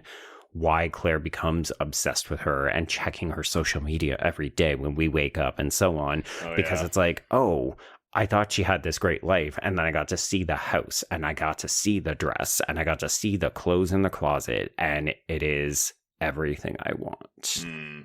Even though I would argue that, like, I think Olivia is a bit messy in her own life. Like, we don't get to see her outside of wedding mode, but I don't think that this is a shiny, perfect life. Well, I guess that's the other thing, too, is so Claire definitely puts Olivia on a pedestal, and I don't... Oh, yeah. So, yes, even though we're looking at Olivia through Claire's eyes, I'm not fully seeing why this is, like, her magnum opus, for lack of a better term, you know? Mm-hmm. I don't think she is, because, like, so we know that they've known each other for a long time. Right. But they've never broken this boundary before. No. Because she, like, even when she gets the text being like, will you do my hair?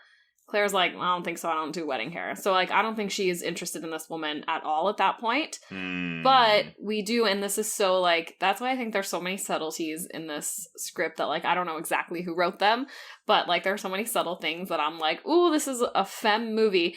Because, like, the if you help me, I'll love you forever. That's so something a woman like Claire would say without thinking. Like, it's the femme version of the I appreciate it. You know, and like men will just be like, I appreciate it. And you're like, okay, I guess that means I have to do it. And like, it doesn't actually mean anything. Like, do you appreciate it? It's the same. It's like that I'll love you forever if you help me. Like, that would be great. There is no version of Olivia that for 1 second is afraid that Claire's going to say no. Well, she'll just hound her as she does all day. She knows that she's going to say yes. And so that's why she's using exclamation points and smiley faces.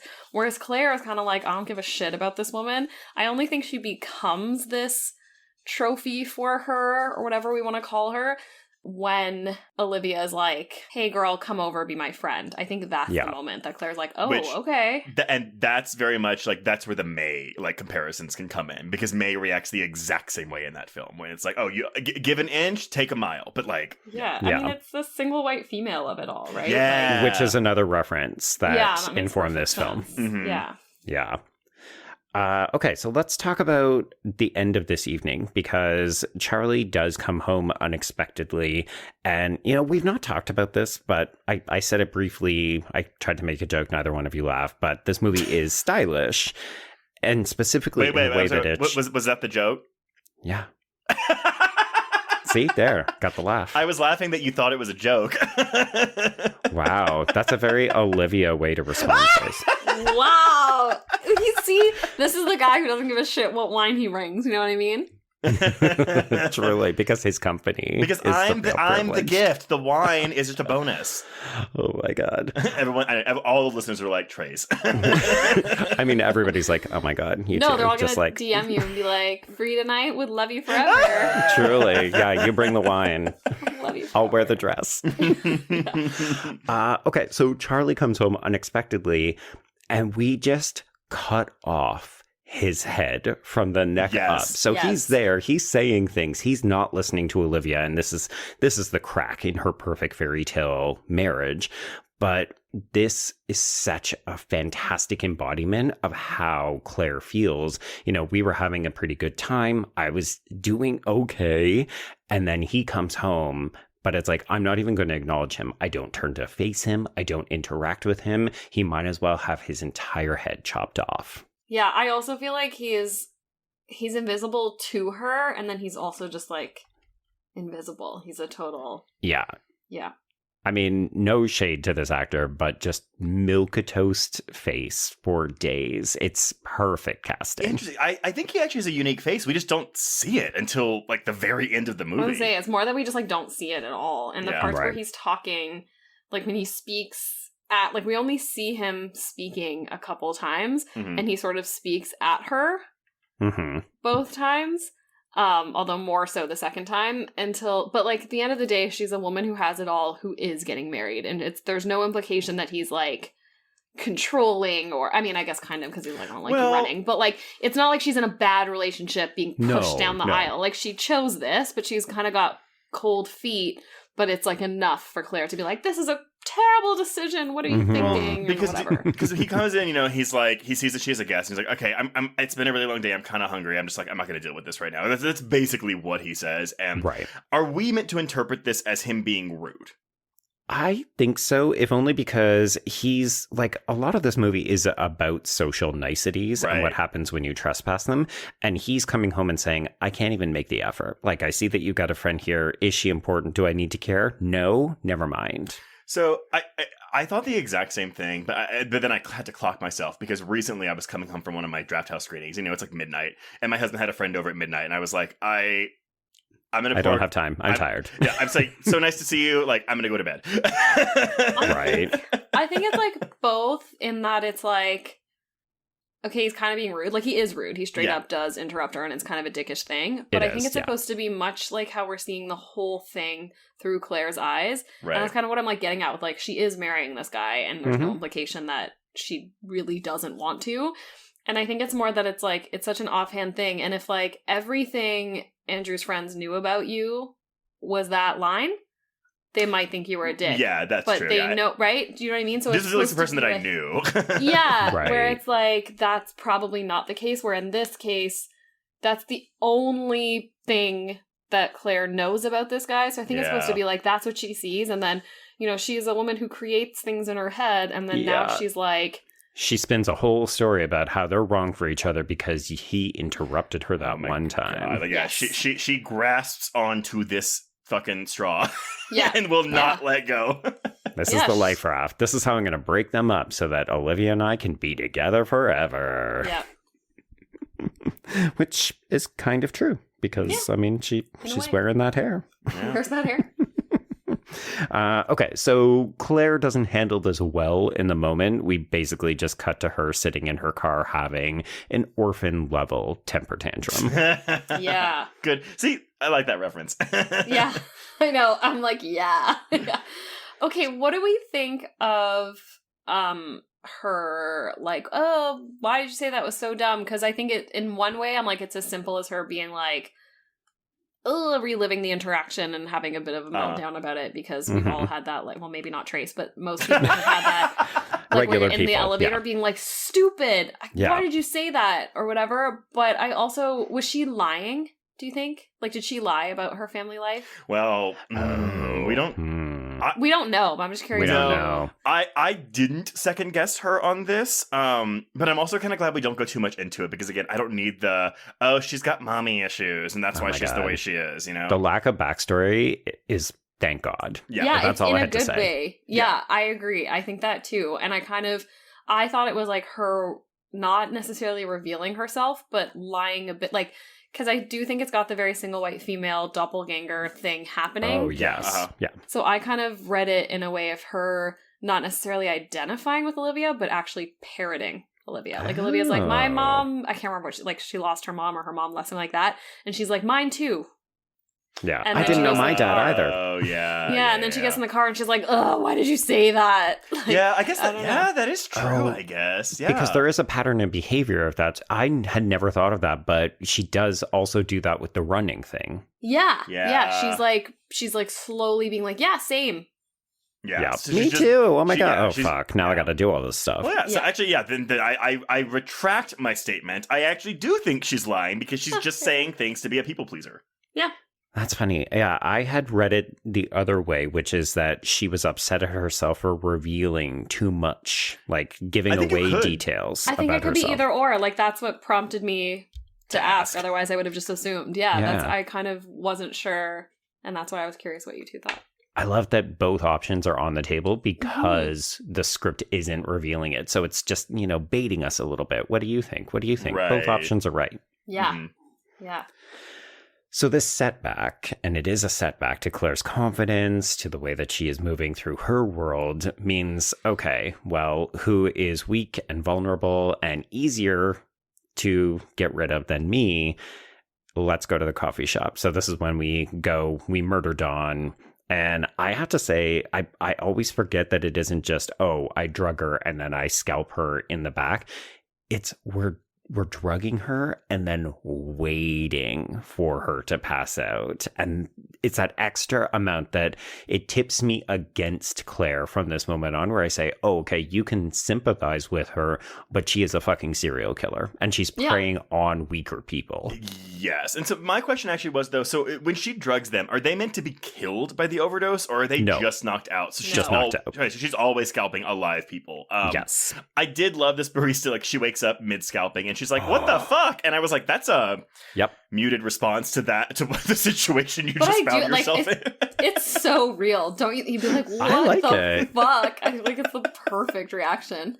Trace, is it that you're expecting her to be screaming uncontrollably or something? Yes. Although I guess maybe the drugs, maybe she's not feeling the pain. She's groggy. She also doesn't know what's happening. She could have slipped and hit her head and she's waking up and to Claire waking her up. Like, she doesn't know she's being sliced yet. She just knows that she's bleeding and Claire is sitting over her and she's like, what the fuck's happening? Yeah. Well, in that moment too, where this is a failed attempt, right? So I think we do try to scalp her, but it goes awry and we end up slicing through one of Dawn's eyes.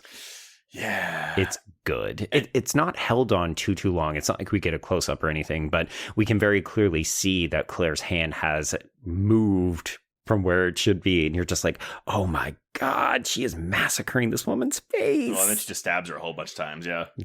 She has an orphan style freak out with her hair scissors. Yeah, which we've not noted is like a very specific weapon choice. Obviously it makes sense for the character, but it's fantastic, right? It's so unique. It's so unique. It's so specific. It's so specific to the character, and it's so specific to the creator, which I think is so cool.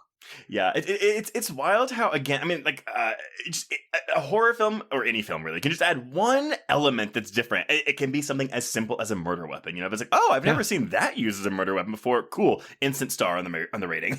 Just makes it unique, right? It stands out from the pack. Yeah, I love it. Okay, so we've now got to get rid of this body, but also, hey, we're still on with Olivia because she's inviting us to her bachelorette party this weekend.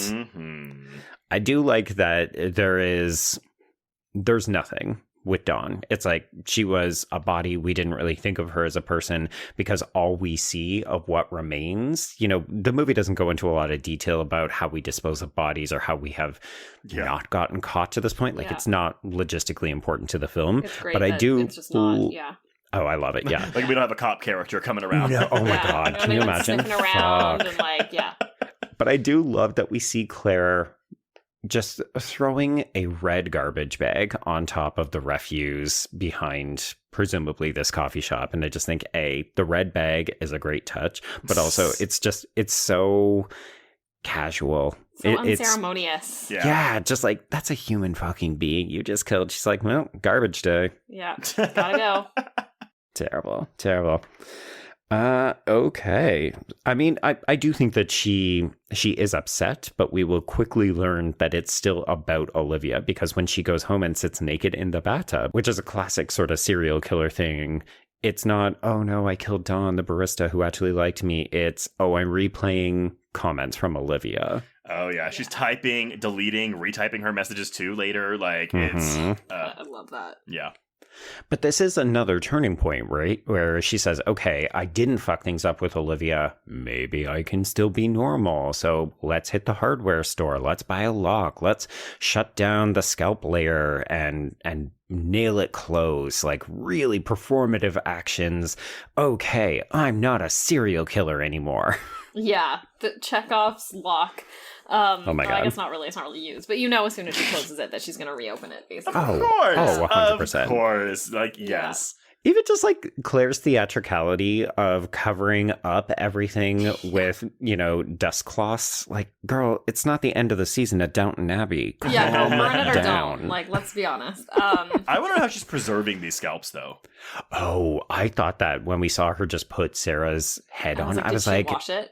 Yeah, like, did you treat it so that it doesn't rot? Like, yeah. Otherwise, you'll be leather scalp. Truly. Also, like she's putting it, like, okay, she's wearing a wig cap, but it's not, like, a waterproof cap. Like, no. Is it bloody under there? It's organic material. Mm-hmm. Yeah, and she stretches it, which is so dumb, but I don't care. When she stretches it over the back, I'm like, it's like, okay, yeah, skin stretches, but it's not like, anyway. I mean, you gotta add some oil to it or something. Yeah. She, like, pulls it on like it's an elastic wig, but you know what? Who cares? Yeah. It's just like the garbage bags. We don't need to know. No. We just don't need to know. I will say I like how the script doesn't let us forget about Dawn, though. So even though, we're still quoting text from Olivia, we're making plans for this bachelorette party, we're still going to work, everything's kind of normal. But then the sound does distort when the guy comes in and says, hey, can I put up this missing persons poster? So, okay, did y'all think, because the way this is shot, because she's actually cutting a guy's hair in this scene, and the editing's kind of doing that thing where it's like, okay, her anxiety's building up, she's kind of freaking out a little bit. I thought we were going to have her, like, clip his ear, like the way, like, any movie where someone's chopping carrots, you just know they're going to cut their finger, Yeah. I thought not necessarily that she was going to cut him, but I thought she was going to, like... fuck it up somehow. Yeah, I thought she was going to, like, buzz too close, and he was going to be like, oh, and she was going to be like, oh, that's fine, it looks great. Sorry, you've got a buzz cut in the back now. Hope you like it. That'll be $65. Okay, so let's talk about this bachelorette party. Lindsay, you said that Claire wears the wrong dress. Is that just the wrong dress for the event? Because I think that mustard yellow on Najarra Townsend is so good. She looks stunning. Like, not many people can pull off full yellow, and this works.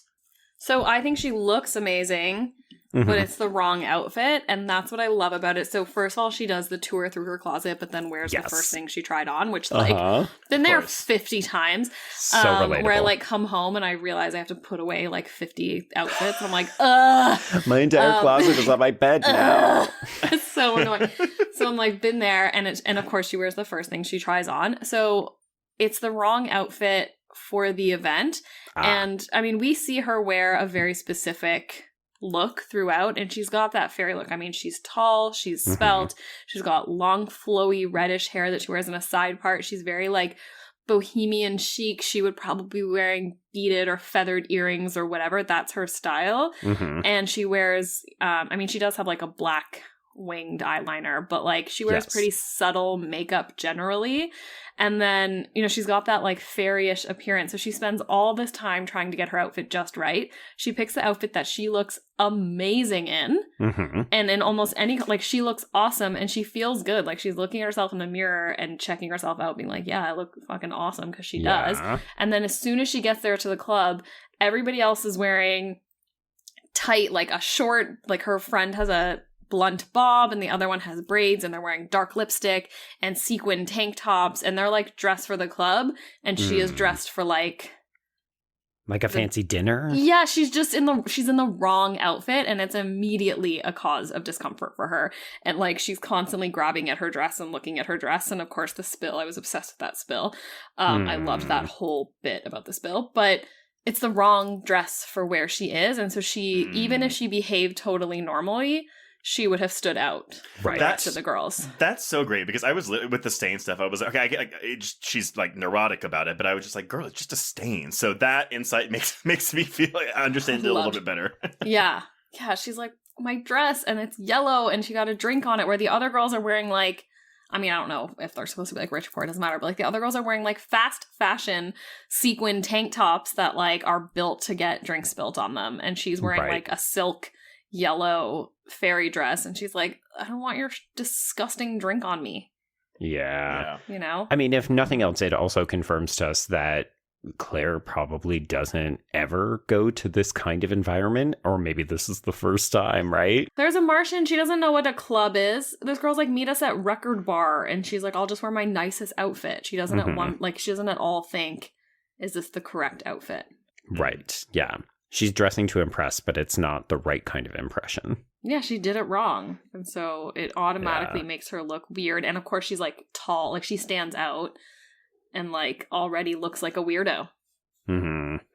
It's just so funny, right? Because if you just look at stills from this movie, they're almost all of Najarra Townsend. And you think, my God, she is stunningly gorgeous. Like the hair and the pale skin. Like, I mean, she's a redhead. So obviously they go hand in hand. But just like, yeah, she looks amazing throughout this entire movie. But of course, we still buy her as this shy, outcast, loner, you know, interior-minded kind of woman.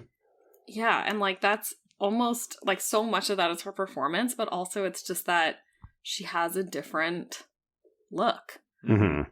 Like if I went out with my hairstylist, I would look like a Martian. Right. Do you know what I mean? Like I mean, different actually, vibes. Not true. We did go out. We have been out. But like, if she was like, come over and hang out with all my friends, her friends would probably be like, who is this weirdo? Like, right. You know, I don't okay, like. Wait. You know? I mean, granted, I have not been around you in like many like social situations where it's not just us and people we know, but like, but nevertheless, so let's move into the way these friends treat her, because I don't think they're abrasive. They're mean, but I don't think Claire does anything to merit the conversation those girls are having about her in the bathroom. They're straight up mean, but that's the Scream bathroom scene. Oh, I know.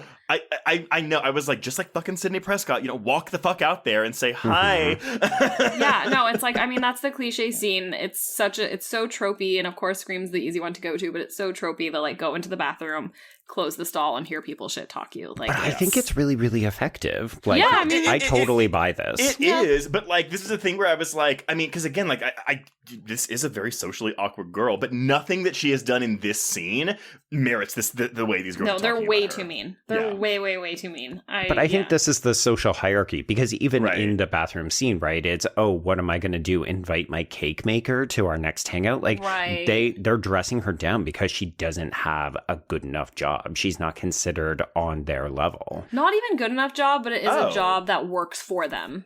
Like, not even necessarily bad job, because like these people are classist. That's what I think it's more that like you work for me. Oh yeah. See, I wasn't getting classism from this. I just thought it was more so, like, why would you invite a vendor to your bachelorette party? Yeah, that's what I got too. I can promise you, like, I have never been invited to participate in a wedding that I was working on.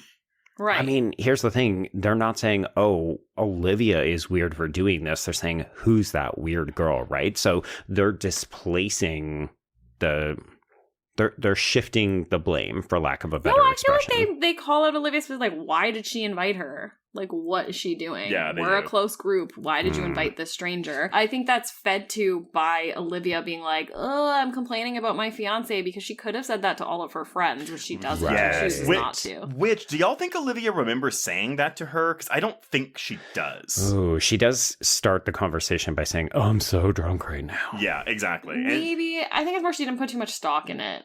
Like, she's like... Yeah, you're just kind of like bitching about your relationship, you know? And like, even though it's days before your wedding, it's like, it's girl talk, you know, talking about your stuff. But it doesn't mean that you want to end your relationship with your future husband. Yeah, she's just like, I have cold feet, kind of, and you're my hairdresser who I sit with and tell all my secrets to. And you're here, and I'm not going to say this to my real friends who might take me seriously. I'm going to throw this out. Yeah. Because my real friends would judge me, and also I have to look them in the face at the fucking wedding and all of the social events coming up. Whereas this woman, like, she's not my friend. You're on the peripheral. Yeah. Well, no, so that's going back to what Sarah was saying at the beginning, you know? Like, you're an anonymous person. So then, whether Olivia is doing this intentionally or not, she's inviting her hairstylist to be her therapist in these moments. Yeah. Because she's a safe outlet that she knows it won't get back to Charlie. Yeah. Mm-hmm. Yep. Okay, before we leave this bar scene, because of course Claire's about to bail without telling anybody, which for me is a super relatable element, I did just want to highlight, as a fun shout out, friends of the pod, we can see Genius from Nightmare Junkhead dancing on the dance floor, because of course he lives in Kansas City. Oh, that's fun. Yeah. Okay. Okay, so yeah, Claire has heard this. She feels embarrassed, and she has also got this very obvious stain on the dress, which she then proceeds to make worse and worse and worse. So she leaves and says nothing to anyone, and then texts Olivia and just says, "I'm sorry, I had to go, bye." Yeah.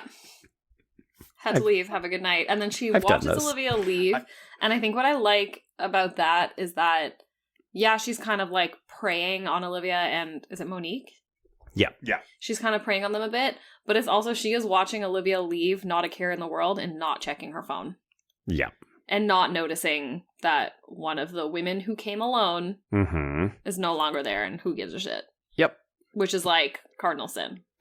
And again, like, we can say, oh, well, this is her bachelorette party. She's it's wasted. meant to be a night about Olivia, and she's drunk, but also you invited somebody, and then they just disappeared, and you didn't even notice. And that's the thing is, like, you know, I mean, like, good, she's being surface level nice by inviting her, but it's also a thing where, for me personally, if I'm, like, let's say it's a bachelor party for me, I'm not going to invite someone I don't really know that much, because then I am going to be constantly, like, the whole night checking on them and making sure they're comfortable around my group of friends. Yeah. I don't want to worry about that. Yeah, I mean, that's part of it, and then, but I also, like, there's this element of, like, women alone let each other know where they are, and, like, her sending the, like, hey, had to leave text was at least partly that. Like, if I've ever been like, oh, I'm gonna take off, you always make sure someone knows or whatever, and then it's like, text me when you get home.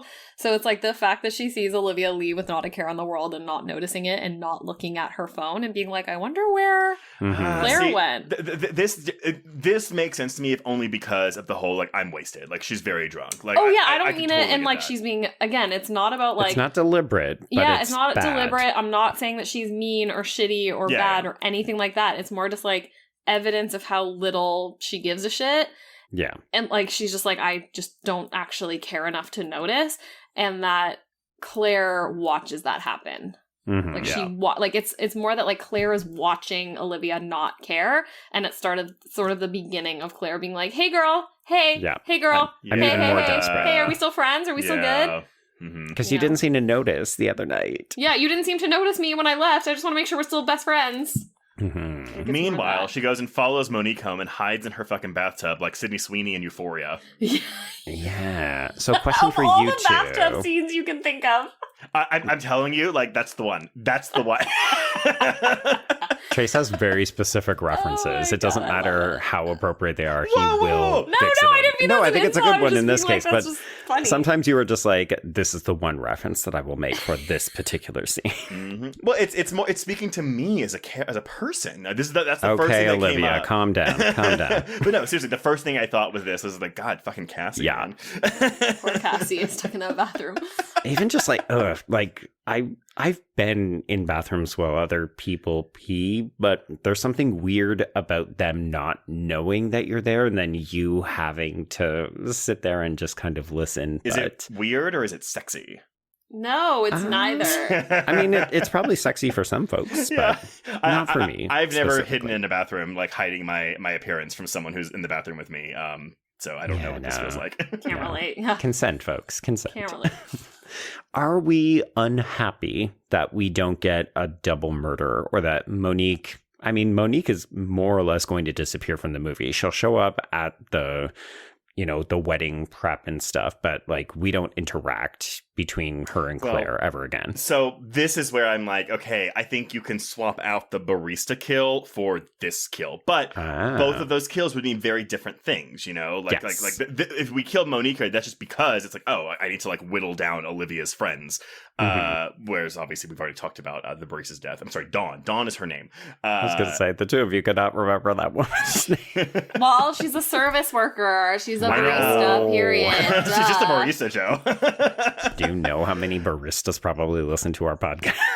But I know all of my baristas' names, just so we're clear. I don't have a barista. I don't go to get coffee. And that makes me a good person. Okay? I make my own coffee. I know baristas' names. So much like as Olivia, we all just desperately backtrack. Wait, no, but because I see like many different servers, but like the same servers every week when I do my draft house screenings, and if I get a new one, I always ask them their name first.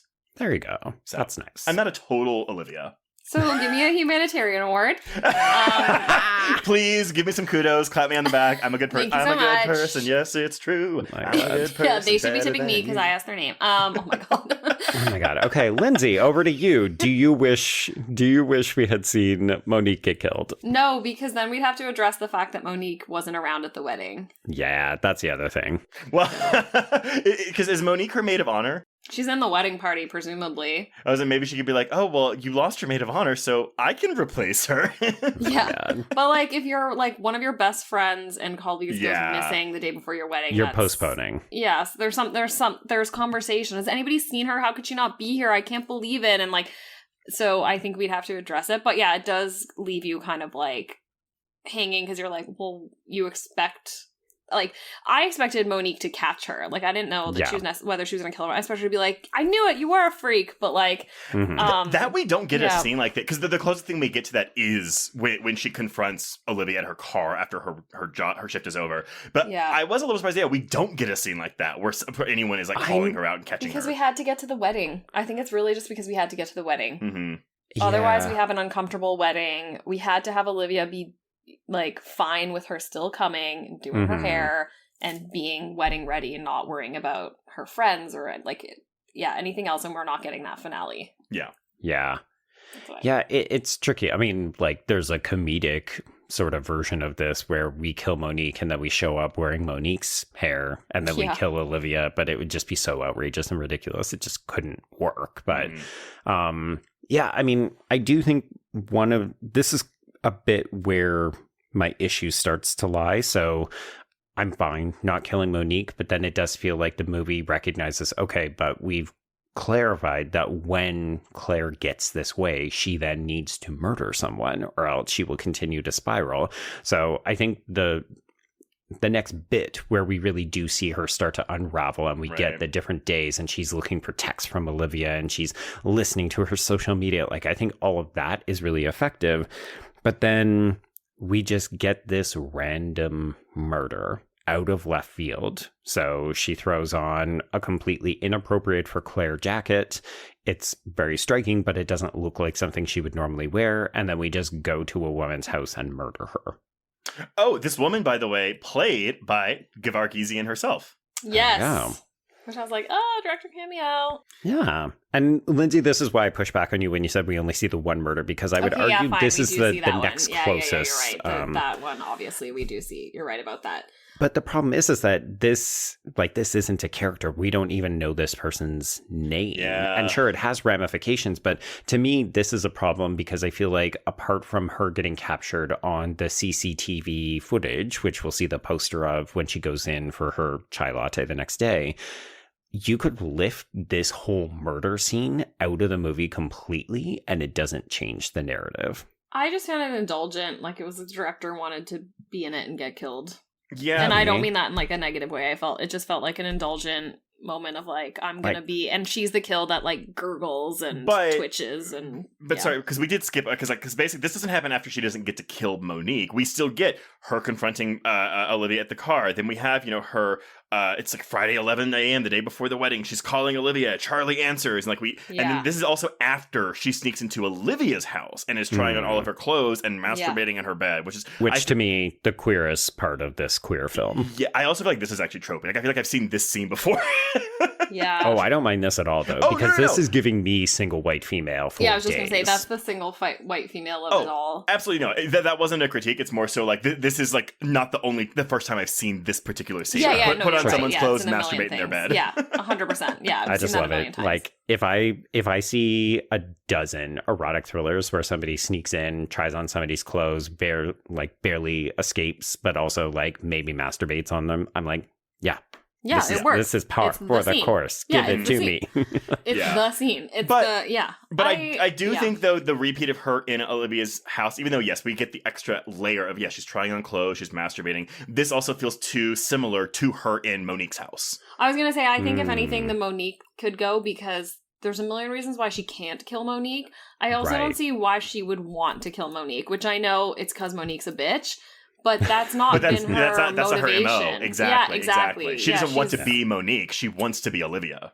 Yeah, so I didn't buy that she would even, like, follow her and try to stalk and kill her. So I think if you're gonna delete one of those scenes between that one and the director cameo, whatever we'll call it, or the Olivia thing, I think the Monique stalk is the one that we didn't need. It's interesting because, yeah, I don't think there's a way that the screenplay works if we do kill Monique, but I didn't mind the idea that in this moment she was breaking from her usual MO because she was really mad at Monique. Like, I think she was acting irrationally, and it's not until she sees the photo of Monique and her mom where she's like, oh, that's the connection that Monique has that I don't have, and I'm not going to do it. Well, and so I guess that what you're saying about this is, I feel about this scene with this random woman played by Gevargizian, because so much has happened in like the minutes leading up to this that she is more unraveled here than she was when she left that bachelorette party. So I buy her breaking her ritual to go kill some random person because she has just completely lost it by this point. Yeah, like, she's like, at this point she's spinning out. Like her second last kill, she screwed up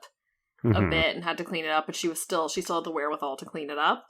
And then she's like spinning out and getting worse, and like we usually see her reviewing her texts, but now she's just sending them frantically. Which, oh boy, that's when I was like, "Girl, put down the phone. Girl, get rid of your phone. Throw it in the sea. Throw your phone in the sea. You're not making it better."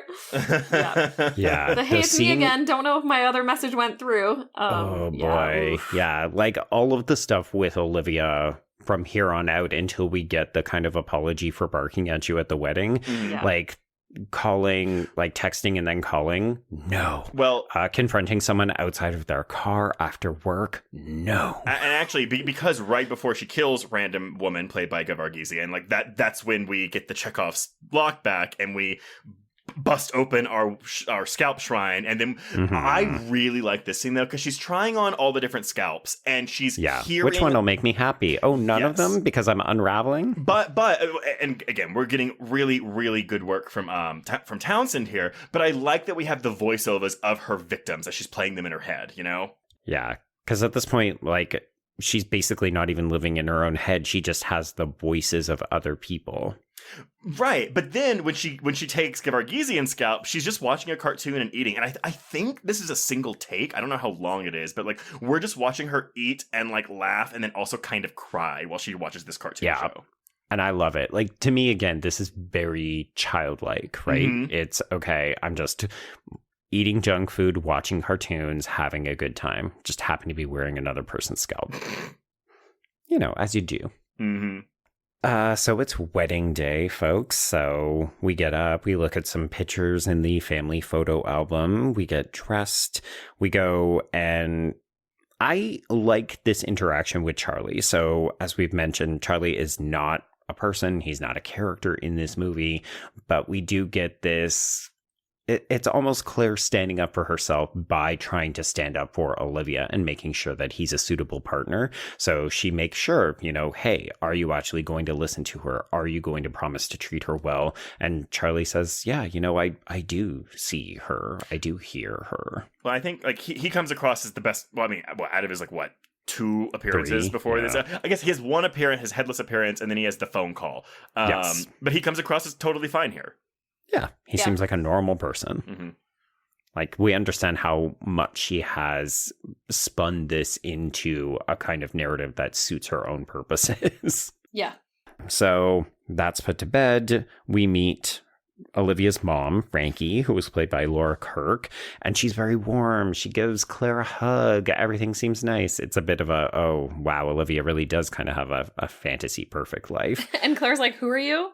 Which is so funny, because it's so obviously the mother of the bride. I know. I was like, girl, it's so obvious. So awkward. but when she says, I'm the mother, because going back to power dynamics, I feel like in that moment, Claire thinks she has the power because she thinks she knows Olivia better than this woman. And then when she, the power dynamic has shifted. Yep. You know, Claire, you know Olivia better than I do. Yeah, exactly. It's A, the power dynamic, and B, again, like a Martian. Like, it's very obviously the mother of the bride. Like, it is a middle-ish aged woman, welcoming you into the wedding venue with her like hair up and a gown on. Who else is it? So in her defense, I will say the first time I watched this, I thought that this was a woman who worked at the church who was, an usher. Gosh. You could I would buy venue manager. Right. But she is dressed far too nicely, I think, for that. Yeah, because I think she's dressed for the wedding. I don't know. I was like, oh, this is the mother. No, Lindsay's like clocked it immediately. I was on that with you too, but I could see like venue manager. But again, this is a church, not a venue, and I don't. Right. Well, I guess there are women that work in churches. She gives her a hug. Yeah, that's true. Yeah. It's her being like, welcome to the wedding that I'm at least partly not in charge of, but like where I am a comfortable, welcoming, warm person. Like, she's given mom. True. I don't know. That is true. Yeah. I don't know. So I also read A, power dynamic, and B, also like, oh my God, Claire, you are a Martian. Truly. Okay, so we go down, we get set up. None of these women acknowledge Claire except for Olivia, who is nice, and will do the hair. Once again, it's fetishistic, it's perfect. And then Claire gets up and looks at herself, and all of the bridal party surrounds her, and they're all so happy and excited for her. And Claire is just off by her lonesome. Because she's a fucking vendor. And then she connects with the flower girl because that is someone on her level. Oh my God. Did y'all kind of want her to scalp this little girl? I want this little girl to grow up to be a serial killer. I guess in my mind, I was trying to like rewrite the script in my mind where I was like, oh, maybe she wants to just go back to being like a child again. So she wants to live as a child. So we're going to scalp this child whose scalp we'll have to really stretch it for your hair. Yeah. I mean, she's really tender with her. Yeah. In a way that does feel like, it doesn't feel cohorty. It feels very big sistery, at least. Mm-hmm. So it doesn't even feel like she's very like, oh, we'll make you beautiful. It'll be so easy because you're such a little doll or whatever she said. Like, it felt very like, not necessarily like, yeah, okay, this girl is safe, but also she's being very tender. Yeah, like I felt as though Claire could see herself in this girl because she's also the only child that we see at this entire wedding. Right? Where's that ring bearer? Getting ready with the men. I know, but still, we see the processional of the wedding. Different genders. We see the processional, though. That's true. It's only women. I mean, if we're being honest, this is a movie about women. So, like, the men don't matter. So it's not a surprise that we don't see the ring bearer or, like, learn anything about any of the other people. That was something Gevargizian said in one of her interviews where she was like, I didn't set out to make a movie without male characters, but it was something where, like, about 2/3 of the way through, I realized, oh, I don't have any significant male characters in this screenplay. I don't think it's a problem at all. Oh, no, it's not at all. But it goes back to that Silent Hill thing, where the studio was like, please, like, where are the men? And like, made the Mad Sean Bean to the movie. This is like, but this is the benefit of doing everything yourself and not having a studio. Right. Okay, so we get one last tender moment with Olivia because we have to fix the veil so that we don't undo all of Claire's beautiful work. And Olivia does apologize for barking at her. And I think it's just a perfect capper to this relationship because I think this is the closest we see of Olivia as a real person. Yeah. And maybe Claire sees it for the first time as well. And so it seems significant that this is the last interaction. And it's at this point that Claire decides, yeah, I'm going to take that hair. Are we a little disappointed we don't get to see this scalping? No. I think... Again, it had to be there for the surprise. Okay, but see, I guess my thing is that the second she walks out in the wedding dress, you know. So to me, this isn't a surprise. We know exactly what she's going to do. So, but okay, so then. But I don't think a confrontation would have been satisfying. Like, I do truly think it's probably a budget issue. Like, that we spent all of our money on that first scene, and then everything else, as you said, has been using our imagination to fill in. But I don't think it would have been satisfying to see the two women fight. So I think there is another version of this movie where, and again, it may not be better, but it's just a different version where you don't do the opening scene. You don't show any of the scalping. Like, you see the aftermath, but you don't see the scalping until she does it to Olivia. That's when we finally see her actually scalp someone. And it's the only person that we as an audience have related to, I guess, the most in this film outside of Claire. Right. I think, again, I always say this about actually small and big things, but where the more questions you answer, the more questions you ask. Mm-hmm. And sometimes you set yourself up to be, like, more confused. And so I think, like, just like why she couldn't kill Monique, well, maybe not really, but if we saw that kill, we'd be thinking about how is there no blood on the wedding dress? Yeah. Where's everybody else? How did she drug her so quickly? Did she drug her? How did she, like, there's so many questions. See, there's another version, too, where she breaks her MO because she doesn't drug her. She just, like, scalps her, like, fully, like, alive. Which is, I think, what we're meant to assume is happening here. Like, everybody for sure. There's no way she been... had that much time. Everybody's already walking down the aisle when it happens. She manages to kill her, get her hair off, put it on, and get in the dress and walk down the aisle in, like... like 2 seconds flat. The whole ending, it doesn't make any kind of logistical sense if you're approaching it from reality. But I also feel like the movie at this point has earned our investment to such a degree that I looked at this and I thought, oh, that dress would be covered in blood. Yeah, like that's why I think we can't see it, because then they would have to answer too many questions. Yeah. In order to like show us that kill, they would have to address the logistics of the kill in a way. Yeah, that makes sense. That would be difficult. But I will say, what I do love, because again, you know the whole time she's walking down this aisle. That's clearly it's her. You're like she has killed her. The reactions from everyone involved. I love how it takes a beat too. We pull back the veil. Like, I will say, when you see her with quote unquote Olivia's hair, the resemblance is striking. Well, it switches between them. Like in the shot, some of the shots are Brea Grant. No, I don't think so. It? I don't think so. I would be stunned if I'm wrong about that.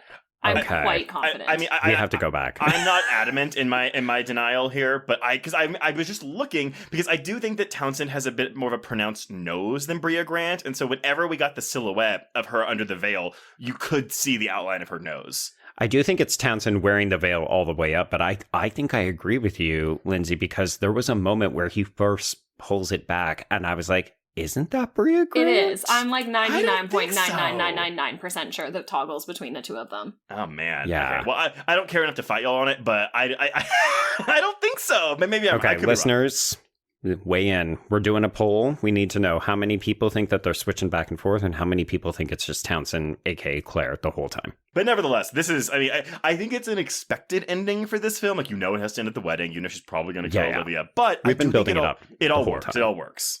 Yeah, it's a satisfying payoff because we knew this is the only place it could end. Mm-hmm. The big gory finale is so fun that it's not even gory, but like kind of like it's gross, I guess. Yeah, it's not really gory, but you're like, oh, it's horrific. Yeah. And yeah, that it is built around a full church. I think it's a church. A full church of people being like, oh, what? While she is like, I am so happy. Like, she never gets scared or upset. She's just like, isn't this great? While everybody, like, shrieks in horror. It gives it that, like, honestly, I mean, the substance from Society, like, just that very, like... Yeah, I guess, because this is also the only time, and probably the last time in her life, that she will, reveal to people, hey, this is what I do for a living. I scalp people, put on their hair. And I do think there's something... that because we don't see her killing Olivia, I do think there's a different scene where we see her killing Olivia, and that's when she really cracks. Like that's when she has like lost all semblance of humanity. She takes it and she's like, cool, I am now Olivia. I'm fully adopting this persona. Here we go. And I hate that we are robbed of that moment of like seeing her crack like that. I feel like that is what we get. It's just we don't need to see the violence in it. Like, to me, that is the outcome. I fully believe that Claire's mind has cracked, whether she believes she is Olivia or she believes this is now my wedding and it's my happiest, perfect day.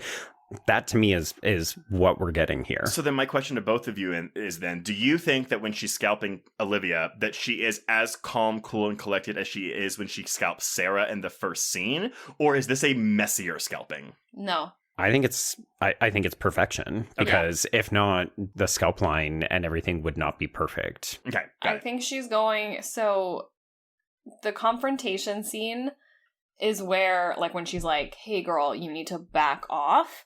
Claire kind of thinks like, oh, like this is over. I actually don't like Olivia anymore. Like, she's kind of mean. She's not my friend. I don't like whatever. And she kind of moves on, and she goes to the wedding meekly. Like, yeah, there's the power dynamic thing, but she's meek, she's quiet. Her hair is up, and she is sort of like quietly doing hair. She doesn't talk to the bridesmaids. She's not making she doesn't fuss. talk to anybody. She doesn't really say much to Olivia. She just kind of quietly does her hair. And then is when Olivia's like, hey girl, I'm sorry. We're still friends. We could still fuck. Yeah, and she's like, oh, I still love you. I got a chance. Want to be you. And that's when she's like, oh, you're good. We're good. Actually, I like you again, and I do want to be like you. I don't think of you like, it's like the everybody looks perfect until you see too much. She kind of saw too much and soured on her a bit. And then now she's like, oh, no, wait, I was right all along. You are lovely and perfect. Let me rip your hair off and become you. Yeah. It would have been better for Olivia to have just remained like, thanks so much for doing this. Can't wait to find a new hairdresser as soon as I get back from the honeymoon. So, because before we cut away from Olivia and Claire, she says, I have to tell you something. I don't run, which I guess is a lie that she told her earlier in the film. Yeah, at the club, she's like, "Do you run, girl? We should be best friends who run together." Yeah, but then I guess it's like, well, okay, well, then why are we? Sorry, it doesn't matter. It doesn't. I'm just like, okay, well, why are you going to make that confession? Because that should mean something. But then you're going to kill her immediately after that. Well, she's not planning to kill her at that point. Well, because right after that, that's when we cut away. And then the next thing we see is her walking down the aisle with that scalp on. I thought it was just her kind of becoming herself again. Just being like, she's confident when she does what she does. And it's kind of her being like, oh, we're friends again.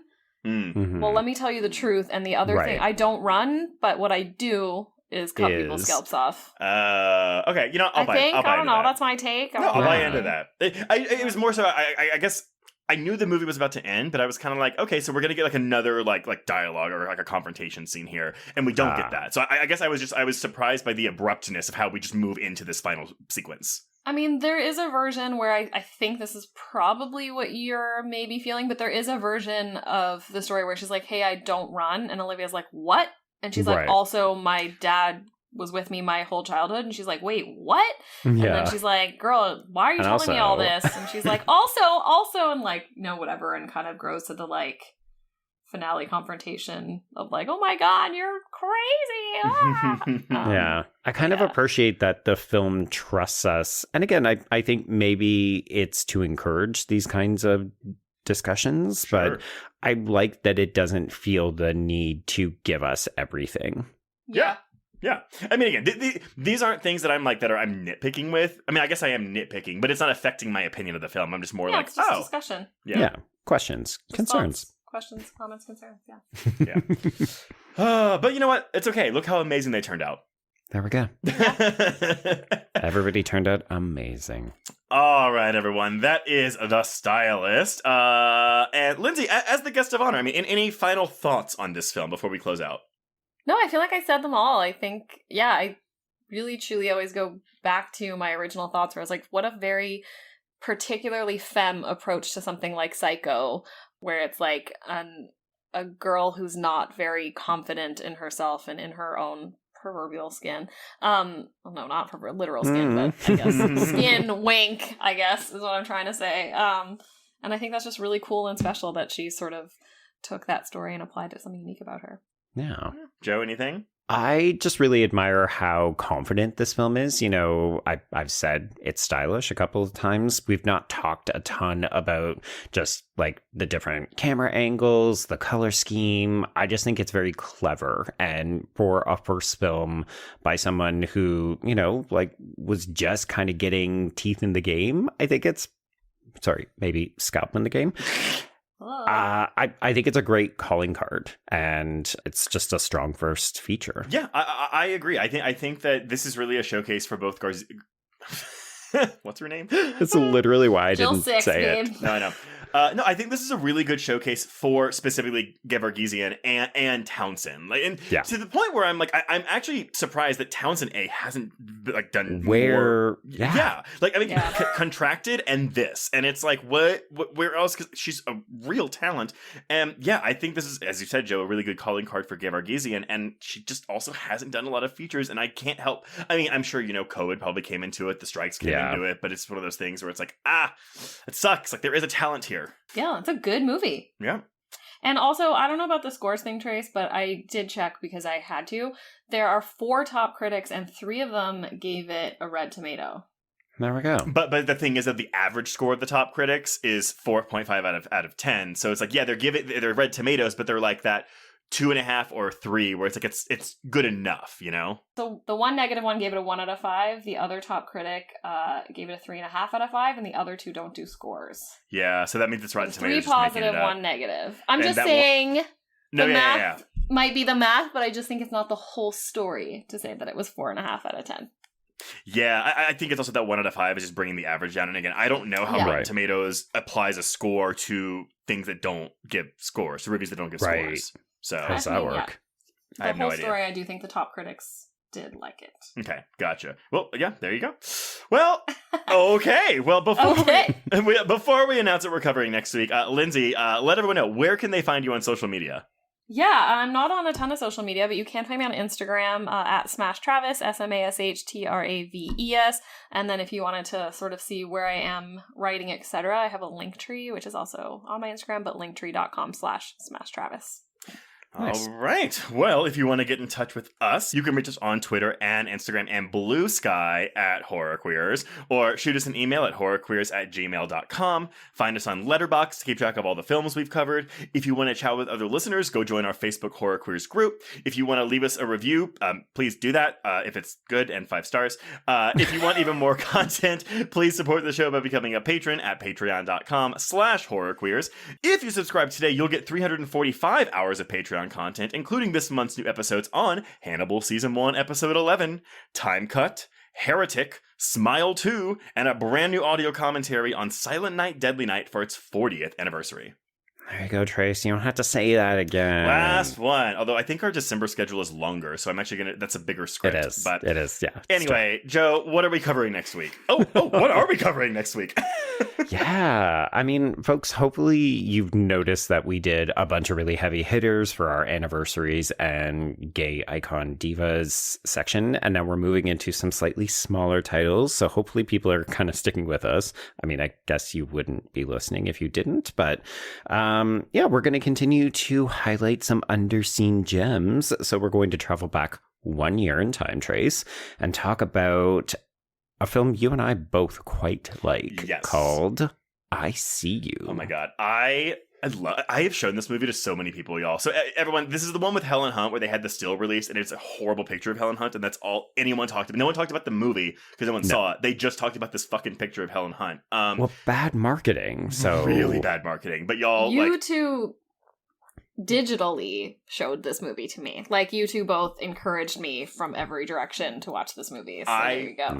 Really like this movie. And it is one that's very like twist heavy, so it's better if you don't know much about it going in. I was going to say, it's absolutely that. So folks, you know we're going to cover it, so play along. Just watch the movie. Don't look up anything about it. And enjoy. But until next week, we can cross out The Stylist. The Stylish Stylist. Ah, there we go. Yes. Good job, Olivia.